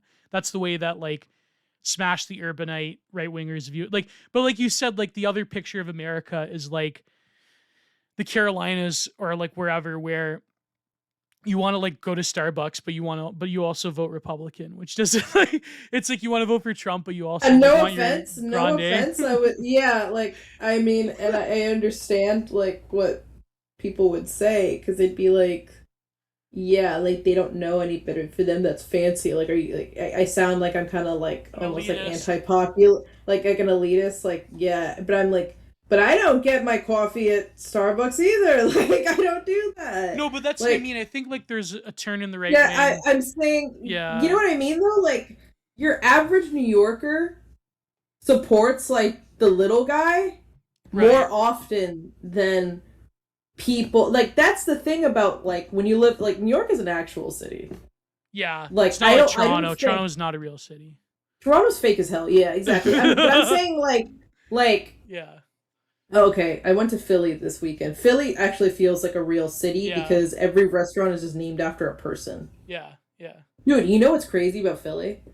Like, there's a part of New York, obviously, where like everything's a chain, like Midtown. Hmm. But like, I was in Center City in Philadelphia, and the only chain that I saw was La Colombe, which is like a coffee place that got bigger over the last 10 years. Hmm. But there's like no McDonald's, like anywhere. That's crazy. That's like in Toronto. There's coffee time, but there's like very few Timmy's, which is good. I mean, I go Yeah, to Timmy's, but like okay, here's the thing. This is like a bitter black pill for me. I refuse to go to Starbucks because of all the like causes they support and give money to. But at the same time, I realize that Starbucks does have like a superior like selection and like coffee and different things that I probably won't enjoy. But then I'm like, damn, I don't want to support them. But it's like, yeah, so I'll go to Timmy's. But then like, yeah, I know what you mean though. It's like you have that weirdo like chain that's big, but also like it's strangely like the only thing in that city. But anyways, yeah. So you were saying, like they don't have any McDonald's in the yeah, center of the city. Like at all. I didn't see a single true chain restaurant that's weird. like that you would you know how like when you go to Niagara Falls, like on the Canadian side, there's like a Mm-hmm. bunch of like there's like that Burger King with like the Yeah, yeah. Frankenstein and stuff. Oh yeah, Yeah. going there since I was a kid. You would yeah, but you would think like Philadelphia that has attracts so many tourists would have like a really like a section that's just like all the crap that Does Philadelphia have a lot of tourists? what are you talking about? Dude, that's where the Declaration of Independence. Oh, okay. Okay, yeah, I see. Yeah, I And I see. thought you wanted to be American, You're right. You're Mister right. You're right. You're right. NBC Maple Leaf. No, dude, of course it is. No, but No, I of thought the course. way that like Philadelphia is nowadays that the people wouldn't want to go. They see like Oh, those there was. street I was crawl in a. I was videos. in a. No, I was in a line of like 70 people to go see Independence Hall. Okay, Oh, yeah, when I the was going better to tell you about the parts. Liberty, when I was going to tell you about the Liberty Bell, that they update that exhibition often because we were there, and they actually had a big like display about the only Catholic signer of the Declaration of There was Independence. a Catholic signer. There's one, and he was from Maryland, which makes Of sense. course, yeah, of course, of course. He signed it. He signed it to guarantee religious liberties, whatever. Oh, I But see. there was one He guy. was like the token. He was like the token Yeah, Catholic. or like there's at least of the I think of the Constitution there's two, but I think there was only one for the Declaration of Independence. I'm not sure. Or there was yeah, I think that's what it is. But whatever, it's one of the Catholic signers, right? His name is John Carroll or John Oh yeah, I think I've heard of this. Yeah, yeah. yeah, or he was um I was it him? There was somebody something whatever. What I'm trying to get at is that there's one Catholic guy who signed it, and as I'm reading his thing, it says like, well, Catholics received a lot of persecution at the beginning of the founding of the United States. I'm like, yeah, yeah, true, true, I agree. And then he's like, he also owned slaves, and I'm like, yeah, no, yeah, like, of course he did, whatever. Yeah, he was I mean, persecuted, but yet he owned slaves, so it makes you feel yeah, good. yeah. Yeah, yeah. I gotta figure out who exactly was like the person because I don't want to give you like the wrong name. Charles Carroll. I'm sorry. His name is Charles Carroll, not James, not John Carroll. But Whoa. so whatever, his name is Charles Carroll. And they talk about how he owned slaves and like He later went whatever. on to co-found $1 Million Extreme, by the Whatever. way. But like What's funny is that towards the end there was like it was like a little thing that said, every day we should be fighting for our independence, blah blah blah blah blah. And there was a picture of like a protest, but I saw a Ukrainian flag on it, and the picture was no lie, the picture was dated to like a few months ago, like January of this year. And I'm like, oh, so they really update these They updated exhibitions. it. That's what the American taxpayer has to pay for some like middle management girl boss in like the in like the museums to like update the narrative. As like as like the as like the global And empire moves, it has to they like were like, the artifacts yeah, have to move with it. Like yeah, they were like, okay, so like there's like this weird Catholic uptick on the internet. We gotta squash that one down, but also like let's put some Ukraine in there. Like they like really like they this part of the exhibit, it goes hard. I don't know. I should have taken a picture of it. Somebody should go. Somebody should go see the Liberty Bell. It's the last thing before you see the bell, and there's a little thing on the side that you can actually like put like, if you were fighting for your liberty, what rights would you like want to fight for? And you can like just put a paper in there and like say whatever. And imagine it. like Like you it imagine if like people were started. They probably remove it. The troll ones. They're like, yeah, I you mean know, nobody can see it because it's supposed to be like, you have the option to have privacy. We have rights in this country. We have a right to a fair trial. No, we don't. no, we And don't. like that was it was funny because the chick that's giving the tour of Independence Hall said the same thing. She's like, in this country, you can be heard. We should always fight to be heard. And like Oh. she did it. She was it was just like so posy, like, every day we strive. What could we do better? What could be better? How do we achieve that equality that our founding fathers were striving for? Do you have the answers? You might have a lot of feelings about it, but what I know is tomorrow is a new day. And this was the Oh chick man, you working do for the the. voice perfect. You should be like on NPR or something like that. Oh yeah, yeah. And my NPR name. What is it? Like the generator. It's like your first name is like a random small American town, and then your last name is like very British. Like, let me see, NPR name generator. It's like a really funny. In Canada, we have the same, but it's like even worse. Like we, if you go to like any like government thing or like museum or whatever, it's like the same sort of like, yeah, good order and good governance. Like it's like Canada's a nation of like equal opportunity and multiculturalism and blah blah blah. Like they go down the gamut. Like it's yeah. But it's funny. It's funny though, like how there like I guess a serious point out of this, and I did want to move on because we didn't get to talk about like Y2K and like retrofuturism. Oh Um, yeah. but I want to talk about your essay about the internet. But like it's funny how like massified, like in North America in particular, like I guess in Europe they still have like a lot of like rituals and customs and aesthetic like sort of like they have their own like unique aestheticization of their own like identity around like government things and museums. But in like North America, it's like this weirdo like utilitarian non place version of that. But in America, I think like because America has such a strong like mythos about itself and about its founding, they have to like try to come close to that old world veneration of themselves and their own narrative, but they can't aesthetically. There's like a whole like liberal aesthetics has to be like in some ways purposefully minimalistic because anything that is like overtly ritualistic will just they think is like this is fascism. So it's like it can't be like it's a naughty no no thing. And it's like in Europe they still have holdovers from when they're all like fasci goys or whatever. Like it's, you know what I mean? Like I think in America, like when you go to any like government museum or building, and same with Canada, by the way, Canada's even worse because there's like literally nothing holding together this thing. And it's like, it has to have this like air of like utility, but also like, you know what I'm getting at? Like there's something markedly different from like a North American government exhibit museum as opposed to in Europe. Like I think, there's I could be wrong, but maybe Europe is like following us behind, but like yeah. Yeah. I agree with all that. You know what's interesting about like ritualism not like being part of like I think American culture is that like going back to my Philly trip was that they like make the Masonic Temple like a total like tourist attraction. Oh my god, really? And they have like these really big statues of like George Washington and Ben Franklin doing like the secret handshake. Would they? I thought they would kayfabe that.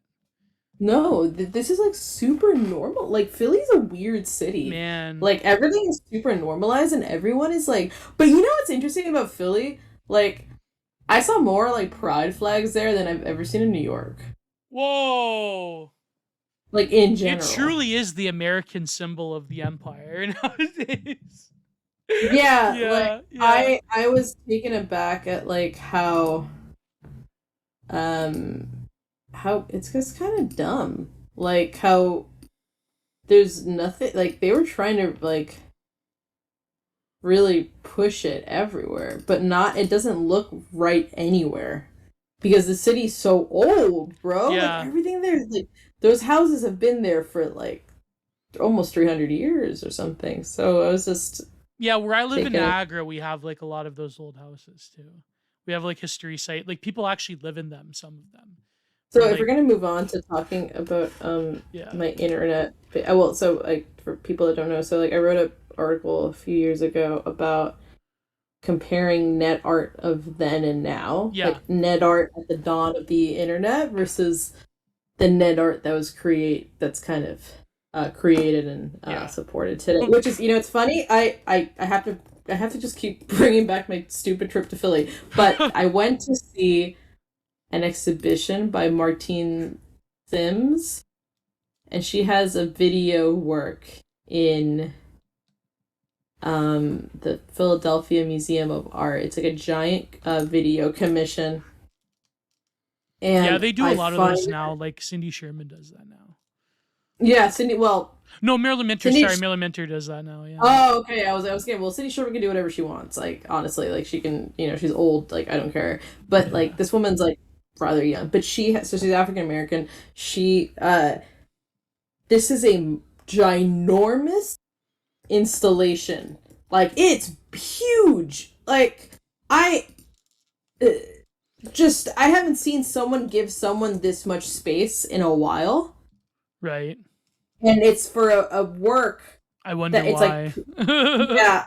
I Yeah. mean, here I'll send you what this looks like. It's called Neural Swamp, but Oh, I think I've heard of this. Yeah, I think I've heard of yeah, Neuroswamp. here. So I follow a lot of Oh video art because yeah, that's yeah, like yeah. kind I've of I've my seen this. I've seen this before. yeah. Yeah. So I follow a lot of video art because like that's kind of like my preferred medium of like You do have that big contemporary. vibe of like video art. Like you think it is I quite really yeah I like contemporary. video art and I like video installation art a Which I want to lot. get into. Like I wanted to talk Yeah, definitely. about We should Namjoon talk about Pike, it. but Yeah, well, I'll lead into that after this. But yeah, like yeah, the yeah. what this exhibition did that was really interesting was that it was totally unintelligible. So normally with video art, you they usually stage it in like a very darkened I mean, there's obviously the Mm-hmm. artist can that's how it's staged, but this was her um staring into like the camera on like the video recording Yeah. like as if she's FaceTiming and This is this is the she's new playing three American different yeah, so she's playing ethnogenesis, by the three way. yeah, so she's playing three different characters and one of them is a golfer Whoa.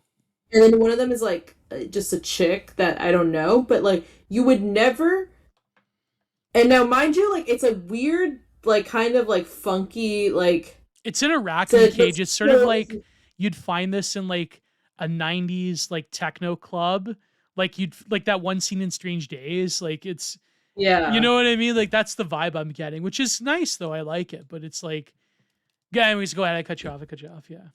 I was like a lot of her work has a lot of humor and stuff, but like I was taken aback at how unintelligible it is for like the average person because like and what I mean by the average person, I mean like quite frankly for African Americans, like I don't I find it really troubling that like the type of black art that's like I don't know But she's not like like support. she's not like as like woke as She someone is like. though. No, she is. She is. She's definitely is.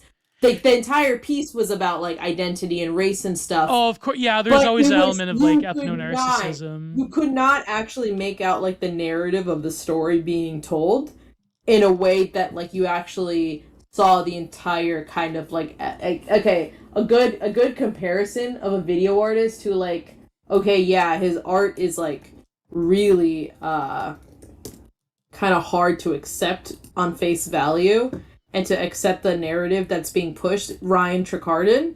Oh yeah, Yeah, yeah, who I yeah, love, by the way. I love Ryan Tricardon. Um, but Ryan Tricardon, you can.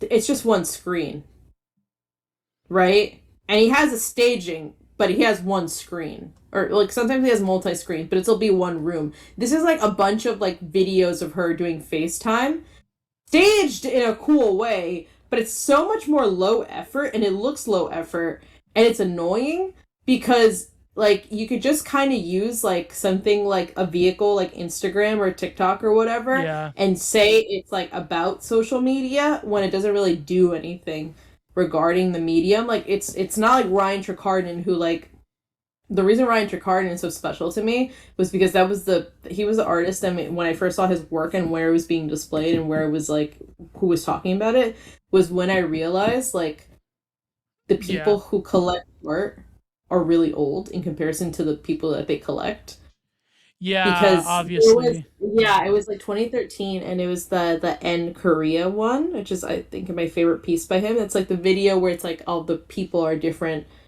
personas based off North Korea.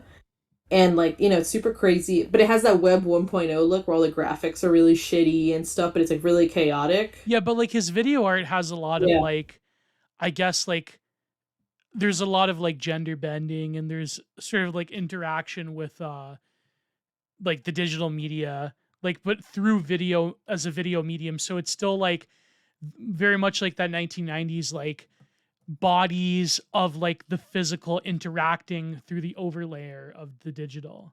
And it's like that weird combination, I feel.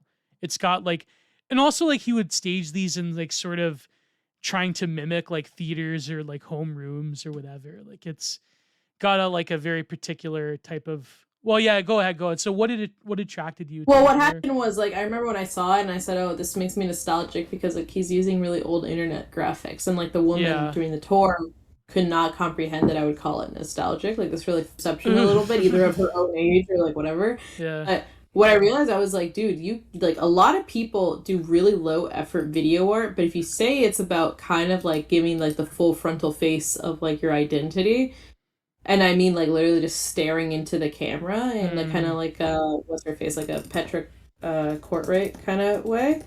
Like, Who may be on the show one day, by the way. oh, I like her work a lot, Yeah, I really like her actually. work. But like Yeah. that, you know, that work that's like in the MoMA collection of her looking into the camera while the things are passing by her face, the Yeah. webcam rather. Yeah, Yeah, yeah, yeah. like Yeah, that and that was that was stuff. a really fun work. Yeah. But yeah, she had a vision at the time that like, you know, can only be like slightly replicated, but not as like, you know, Yeah, like yeah. no one captures that energy because she's very talented, and Oh also yeah. she's a multimedia art. Like, she works in so many different dimensions, so it's not like that. Yeah. But the She Martine thing does like was like, traditional yeah, painting too, if I recall. exactly, yeah, she Yeah. does, and Yeah. they're very cool. They're very big But like canvases. I what I really like love, that. yeah, and what I love is like the way that she approaches video art is very similar to the way that she approaches you would approach painting. They're very sensuous, they're very color orientated, they're very like they don't have like a direct like cultural or political message as much as they have more of like an aesthetic vision. And that's, I mean, I know like nowadays, I guess because she sort of like flirts with the quote unquote post left that like it's like, oh well, you know, Petra rate's problematic. It's like, but she like really led the way. Like, I mean, I admire her. Like, and like, yeah, she's a great person too. By the way, she's a really great person. Um, but I'm looking at this one he did that's profiled in Bomb Magazine, Ryan Chikardin, like where he's doing like the Bedouin room, and it's like very Mhm. very like 90s Wait, show it to Sybient. me. Yeah, very like 90s Sybient techno lounge that you'd find. Wait a second. Wait, show it to me. Show me the piece that Wait, you're let looking me. at. It's the wait, let me just send you the article. It's the what's it called? Let me find it. Let me find it. It's the one in Bomb magazine. Um Liz Fitch, Ryan Takard, Ledge from 2014. That one. It's called Ledge. Yeah. Like that. Oh my God, that's amazing. I love that stuff. Like it's, I can understand why you would find this nostalgic, by the way. Like it does, it does, I think, have the spirit of the early internet art that you were talking about in your essay. But I guess before we Yeah. proceed, okay, so outline what you think is the current state of internet, or now we're in the age of like, even like post internet art is sort of like, I don't know if it's still a thing anymore, but I think the problem with like post internet art is like the reason it can't be like a thing as it used to be. Like the only who's the person who had like the most crossover appeal for that was like Corey Archangel, which is like the craziest name to have ever. whoa, Um, like a John Raffman or yeah. Ryder Rip, like those people, like But you were saying that the sort of the move between early internet art in some ways mimics the rise and fall of the Californian ideology of like this brilliant like cyberdelic techno optimism, and all these Silicon Valley people were going to like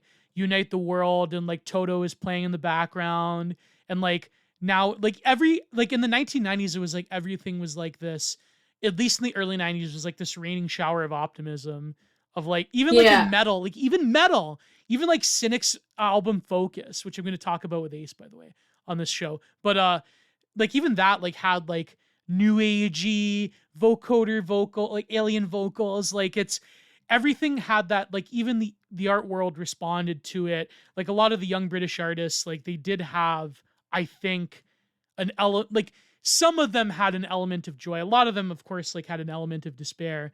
But then later on, as the internet, like as the full implications of the fully like online world came about, your thesis is that post-internet art represents like the actual like techno pessimism, not techno pessimism proper, but rather a more of like a sardonic and pessimistic attitude towards like the actual fruits of what the online world can produce aesthetically, culturally, and even like politically.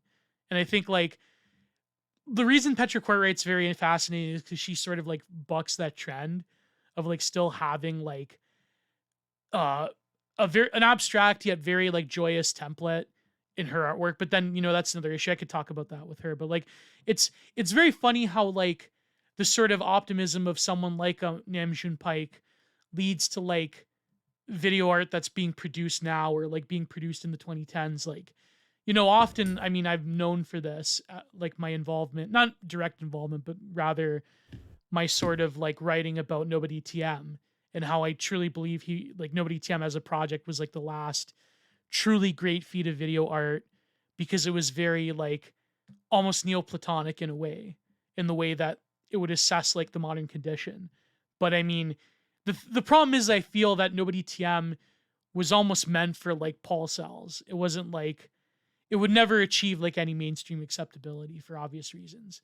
But like someone like these like fine artists of like the old guard, like, Marilyn Minter, dabbling in video art now, it's sort of like, I don't know what to feel about that. I feel like they're just colonizing it. Like, I don't know. They don't have the same understanding as like some artist that's like grew up like terminally online, and they're like, doing video art. Like, or if video art's even like passe, it's all like, about NFTs or whatever.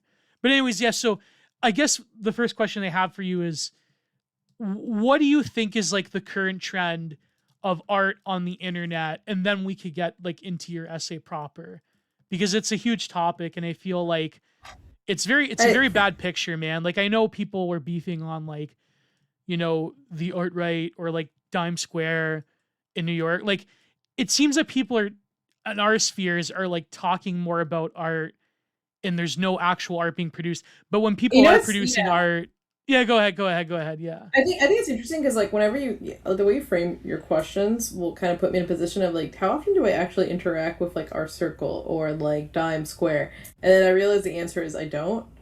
Yeah, I I'm just sorry for happen doing that. Yeah, yeah. That's just my I've happened to headspace. like I've happened to like have flirt well, right, but the reason why is because it's a cocktail effect because you're like trying to like big because it's hard because inadvertently I'm like a really normal person. Like Right. none of my friends have my interests.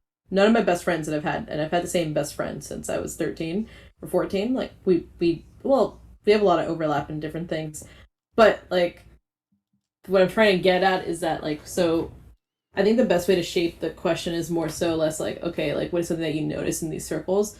We should say is like what is it that is you're like kind of forcing yourself to see because really like if you want to like What do you mean by that? Like, that's what I mean by that interesting. is like what I mean by that is like what is Are you telling me how if to you want run to my like show? How dare you? I am no going to no listen. This call is over. You are never going to appear on content. My you are blackballed. No, I'm kidding. No, no. no You're right. You're right. what I I shouldn't actually frame mean it is as like like our circles. I Yeah, I actually shouldn't mean do that that. like you should really try to like integrate yourself into how people what when people are seeking art, they usually have an institution that they have to go to. Yes. Yeah. So I'm Yeah. very institution minded. Right. I don't try to subvert the institution. One because like I've worked in them and then I feel that there is still the kind of like I think we talked about this before that ultimately like some museums are doing a service Right. in maintaining object integrity before they're like doing anything else that's like more important or like you might consider more important or anything like that, right? Mm-hmm. But Mm-hmm. I consume art and culture based off the cyclical seasonal curation schedule because Mm. I'm actually kind of a more antisocial person when it comes to like like going to like looking at art. Mm. Um for a lot of reasons, mostly because like I think I have a lot of opinions on like artists that like I don't like a lot of art, and I also like a lot of art. So it's like it's kind of funny. Yeah. So It makes sense in a way. Yeah. what I'm coming from, what I'm trying to say is that like the perspective I come from is like I have had to see art museums go from presenting really challenging, interesting work to doing some of the worst shows they've ever done in just a span of like 5 years. Mm-hmm. Mm-hmm. That Mm-hmm. has been really debilitating to the that I guess what I'm trying to say is that like if you want to talk to me about like art, I'd rather I'm a person who like can tell you that great institutions have fallen Right. more so than I can tell you like oh like the right wing avant garde is no more because I was gonna say that like all my favorite right wing artists are in Poland. Yeah, there is a big Polish scene. Yeah, there is. Yeah, Yeah, the all of them are awesome. I don't know why yeah. they're so. I don't know what I mean, happened. Poland unfortunately is being colonized by like, it's especially now with the current conflict because they have like such a strong. I mean, for obvious reasons, they have such a strong ancestral hatred of Russia. But I mean, that being said, like their art movement definitely has allowed for them to create like a legitimate right wing art space rather than largely like posters and writers talking about creating art rather than actually doing it. And then like hipsters from New York and Dime Square and like the Red Scare cinematic universe like appropriating the vibe of like you know what I mean, like nobody in this circle, nobody is apart from like me and my friends of course, nobody is like actually creating artwork. They're just like there are people creating artwork but there's like that's more of like the talk and the framing of it rather than the actual works themselves are being talked about. And I feel like if I'm truly being honest with myself, I've sort of enabled this in a way, and I feel like I shouldn't, And you know. yeah, and I think that you should take a time to like really think to yourself like what how often do I go see art for the virtue of seeing art as Yeah, opposed to like and let the ideology creep in when you start to just physically put yourself in front of it. But the reality is that like the fact that I have no like that my art experience and my perception of like I mean, granted, this is gonna sound dumb because everyone's gonna be like, oh, okay, like obviously curators want you to sometimes really want you to see art in a very particular way. Yeah, Like yeah, you really have no option other than feeling bad right. at museums. So you're saying like the Like modern New York art fair is like total trash nowadays? I think design fairs are good, but I think art fairs are not fun. I mean, Right. art fairs are fun. Art fairs are fun because They're I don't even. intellectually, I think they're still intellectually Well, stimulating in some ways. it's sceney. It's like all about the scene. It's all like kind of sexy. They're Right. kind of like you're just like drunk. You're just like that's why it's cool.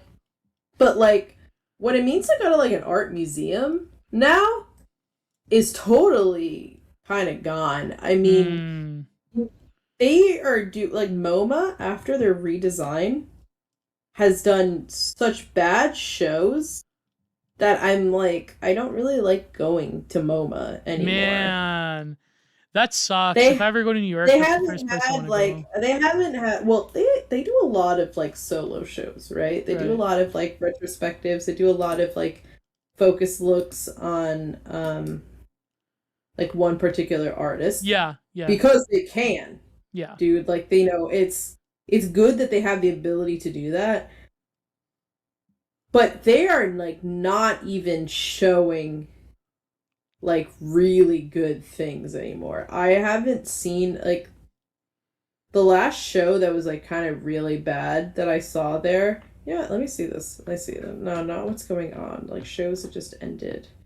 Um, they had a car show Oh God, and like I can already it tell it's bad.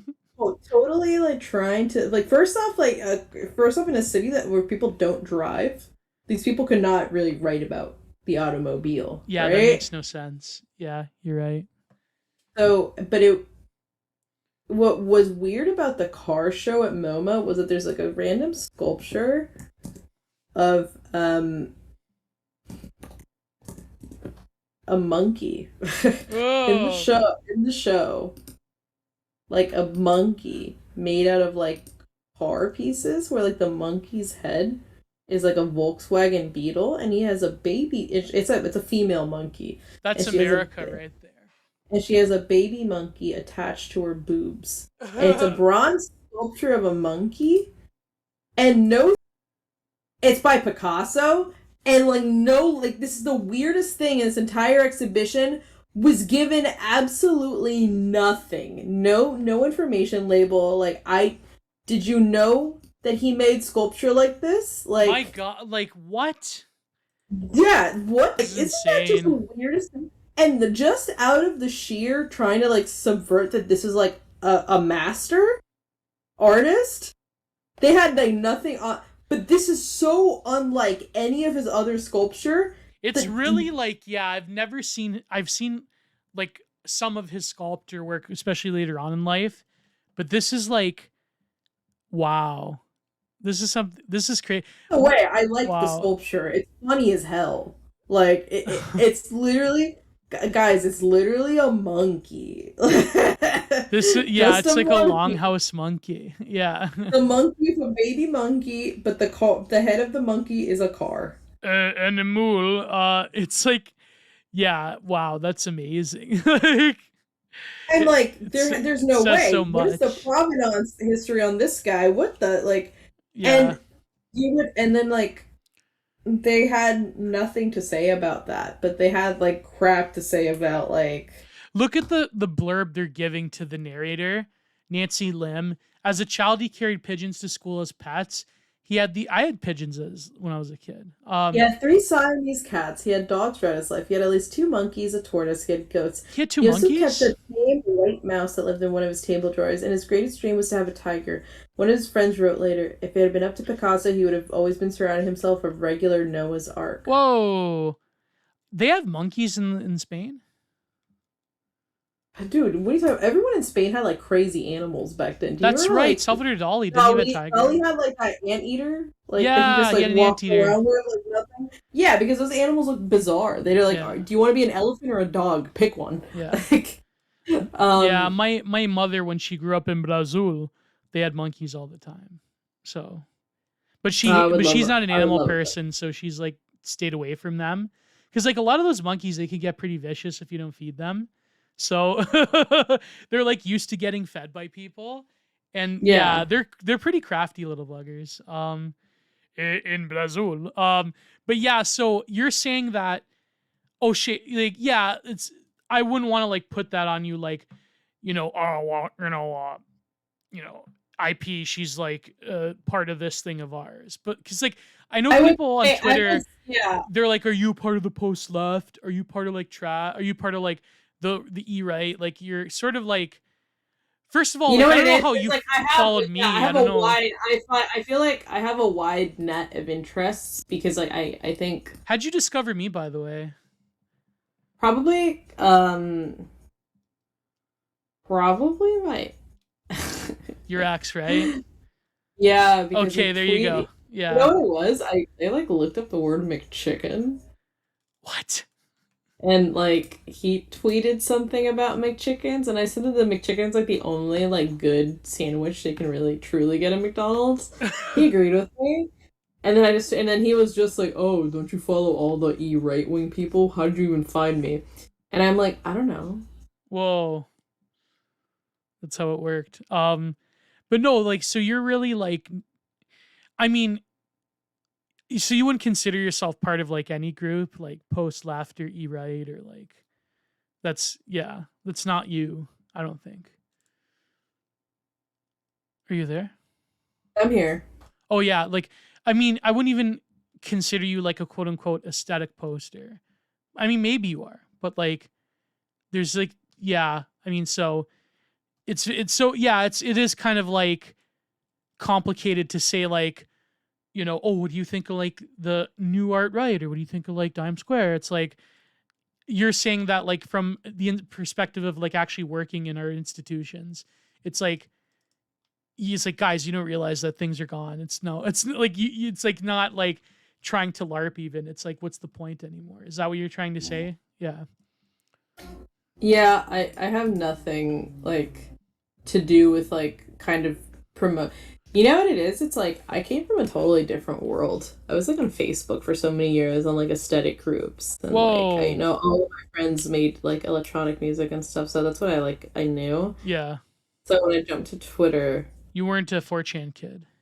I was on 4chan. You were a Tumblr kid, weren't you? You were a Tumblr kid. I did everything. Oh man. You know So what I you mean are though? like Like really terminally online. I know, like we all are. I'm extremely online, but the worst part is that like if you were to meet me in person, I seem really well adjusted Yeah. because I'm like an extrovert by nature, Yeah. and I can talk about pretty much anything I want to talk about. Like Right. we can just talk whatever, and I can still figure out a way to talk to you about it. But the Yeah, I'm kind of similar. I mean, but yeah, my except for problem is, sports, I can't do that. but like my problem is I spill my spaghetti too much in real life about like terminally online language, and so people are like, Gio, what are you talking about? What is this? I go, okay, Well, like yeah, that's when you gotta start like asking. Like, here's the thing, Gio. Like, sometimes you just gotta like start hinting at things. I always yeah, do this. Like, this is like super. This is how I know I'm kind of autistic, and like in a way, even though I said I'm an extrovert, I still have like a bit of like a kind of fearful quality to my extroversion mm, because like inadvertently, I think comes from being a people pleaser. yeah, So when I like meet somebody new, I guarantee the first thing I start talking about is food. Because if mm, you have if you could say, "Oh, I don't really like that," or "I like that," it's totally seen as normal. right, right, right, Or like right. I used to tell myself trial run or IP trial run. Oops, I just Oh, but I'll mark uh that out. Yeah, or like the trial run of like knowing me because I feel like I can if I hear you say like remember really fondly thinking that like Canada was like a place for like people were just seen as like so gentle and so kind. oh And god, now I understand that's not necessarily no, true, that's not the truth. but like the fact that like there like people can't even describe being Canadian the way Americans can describe being Oh Americans yeah, is actually yeah, really tragic. yeah, it is. Because when you say American, you immediately have like a few images pop into your head. Like you think of Yeah. like the founding fathers, apple pie, Hulk Hogan playing the American guitar. Um, like you can just think of like all of the affectations of like Americana that's like comes to your head instantly. Like around the world. Like most people like in third world, if you say what's America, America is like Coca-Cola or like whatever. You know what I mean? Like America is its consumer output nowadays. But also America is like the red, white, and blue. You know, like we're salute the flag, sort of like, you know what I mean? Like Canada, we don't have that. Canada's like hockey and maple syrup and universal healthcare, which isn't very good. But anyways, I always, it's funny that like that kind of complaint about like how like oh when you think of an American, you think of like the consumer brands that have come out from America. This is like my biggest complaint um with like Latina identity oh god, yeah. or like the Latina consumer brand is that like the only thing that makes us Hispanic is like consuming certain brands at like a rather large supermarket, Yeah, yeah, that's like like Goya beans and like stuff like that.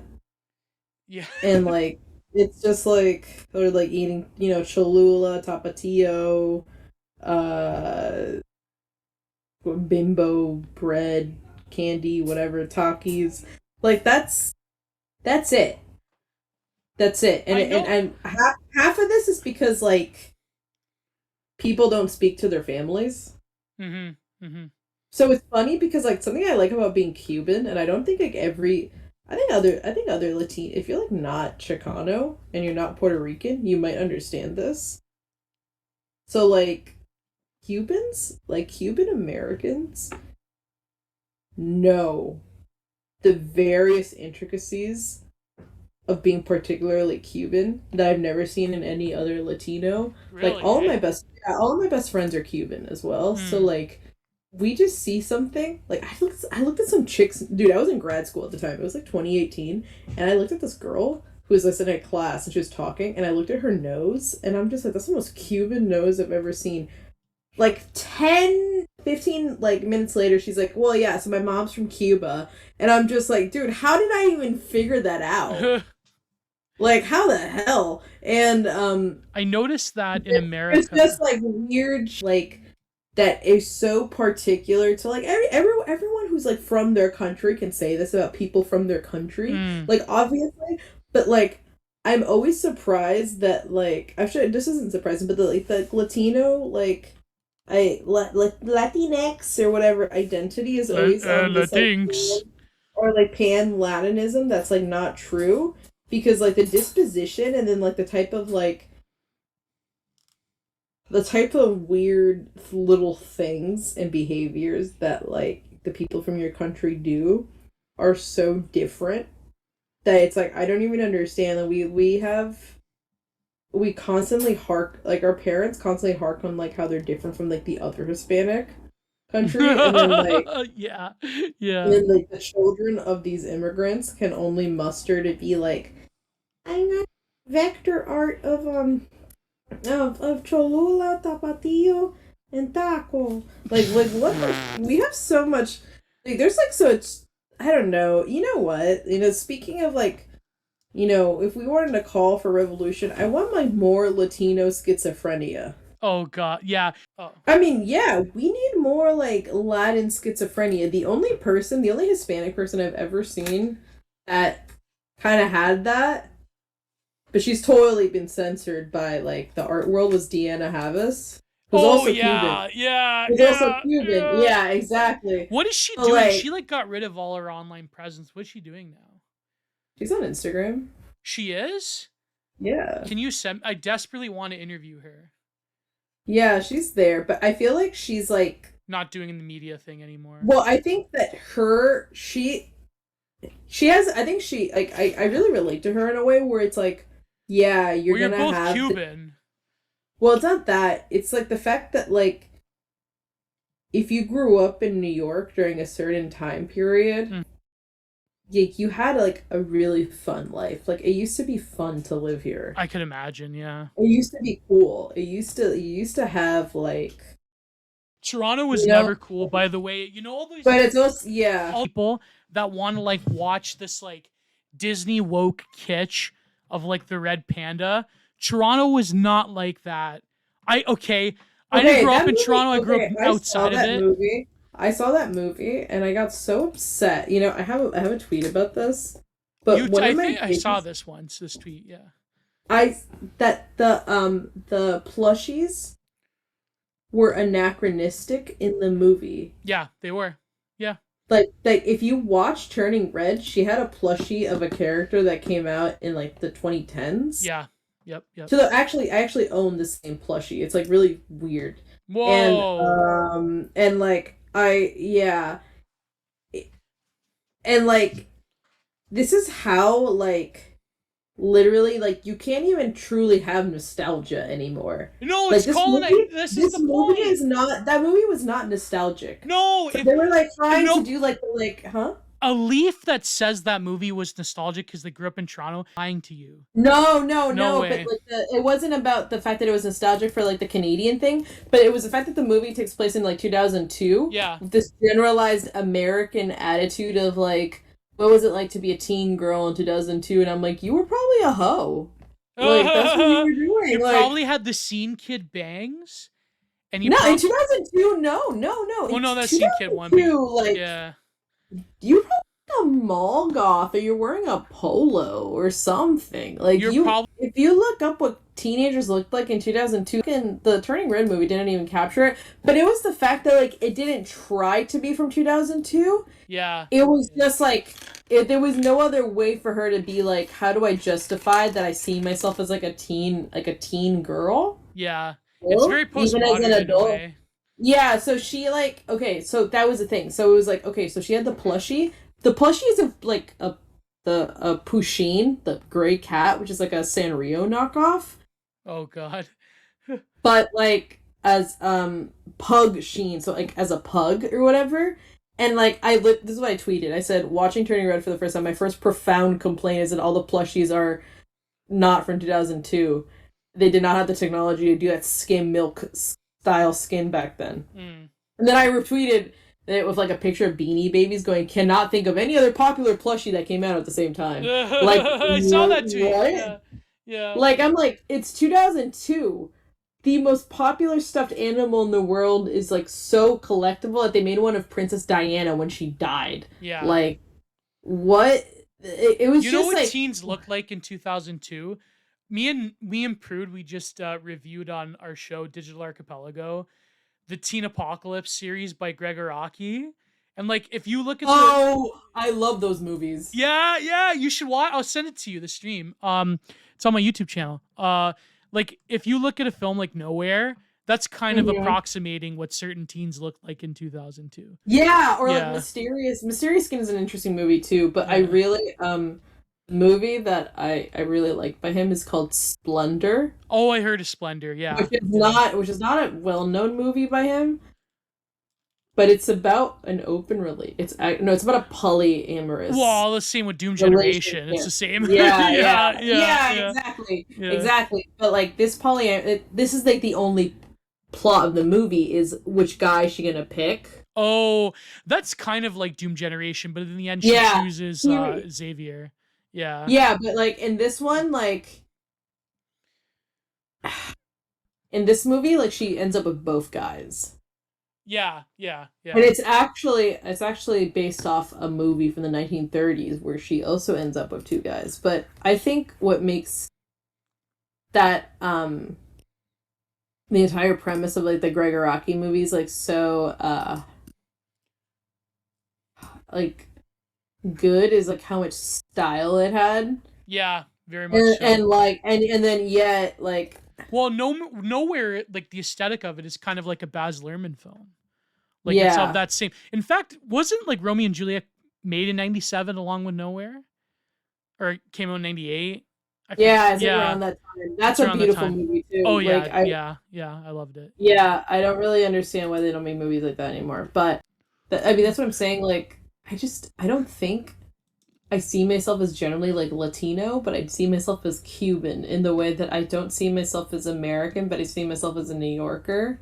Right, Like, right, right. and you can't really ask for more from me in terms like if you don't really want me to broadly associate with like either of the bigger parts of those Mm-hmm. because one, it would be inauthentic, Yeah, yeah. and two, it would be taking away from like the fact that I have very explicitly specific experiences. Right, right, So right, right, like right. then it's like so what's the point of like having an identity anyway, right?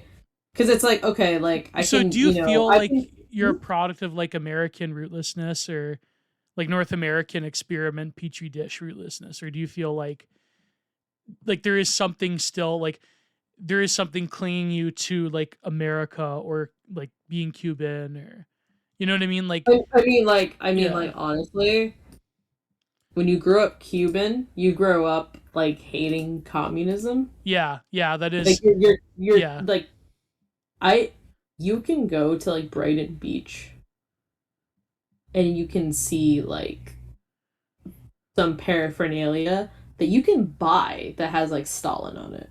Yeah. Yeah. You can buy like old Soviet things. Well, that's because like the And like Russians that moved there, like they have yeah, yeah. yeah, like but they at least have a culture of kitsch about it. Yeah, yeah. Us Italians have sort of a similar thing, the ones that moved here. But like Yeah. but that's another thing too. Like, do you think that Hispanics will reach the level of Italians where like there's Italian, but then there's like Italian American? Like, you know what I mean? Like there's like Oh, yeah. we're pretty That much already like no, that already exists. Americanized. That already exists with Chicanos though. But Oh, really? we're Yeah. yeah, but like okay, so what I was trying to get at was like okay, um I'm pretty confident that I'm Cuban. I don't feel rootless. Mm. I feel very that's an accurate statement. I don't think this interview like would capture what people would probably think that means or what that looks like, which is Mhm. good for me because that doesn't necessarily mean anything else other than that, right? Right, right, right. And you could just be from that country and then like have a myriad of like interests or experiences or whatever. Thank you everyone for listening to the Content Minded podcast. If you wish to support me and to unlock every full and uncensored version of each week's podcast, please go to patreon.com/giantproductions. You will not only get every full and uncensored version of Content Minded, but you will also get exclusive content, such as my Giant Reviews series, where I analyze and pick apart various interesting and insightful books or essays. Every episode will be uploaded to Anchor, which will upload them to Spotify, as well as my backup channel on Odyssey. Please look out for new content every single week, and please look out for The Digital Archipelago with me and the Prudentialist. Thank you once again to all of my beautiful patrons. Thank you all for keeping the content renaissance alive. As I always say, God bless and goodbye.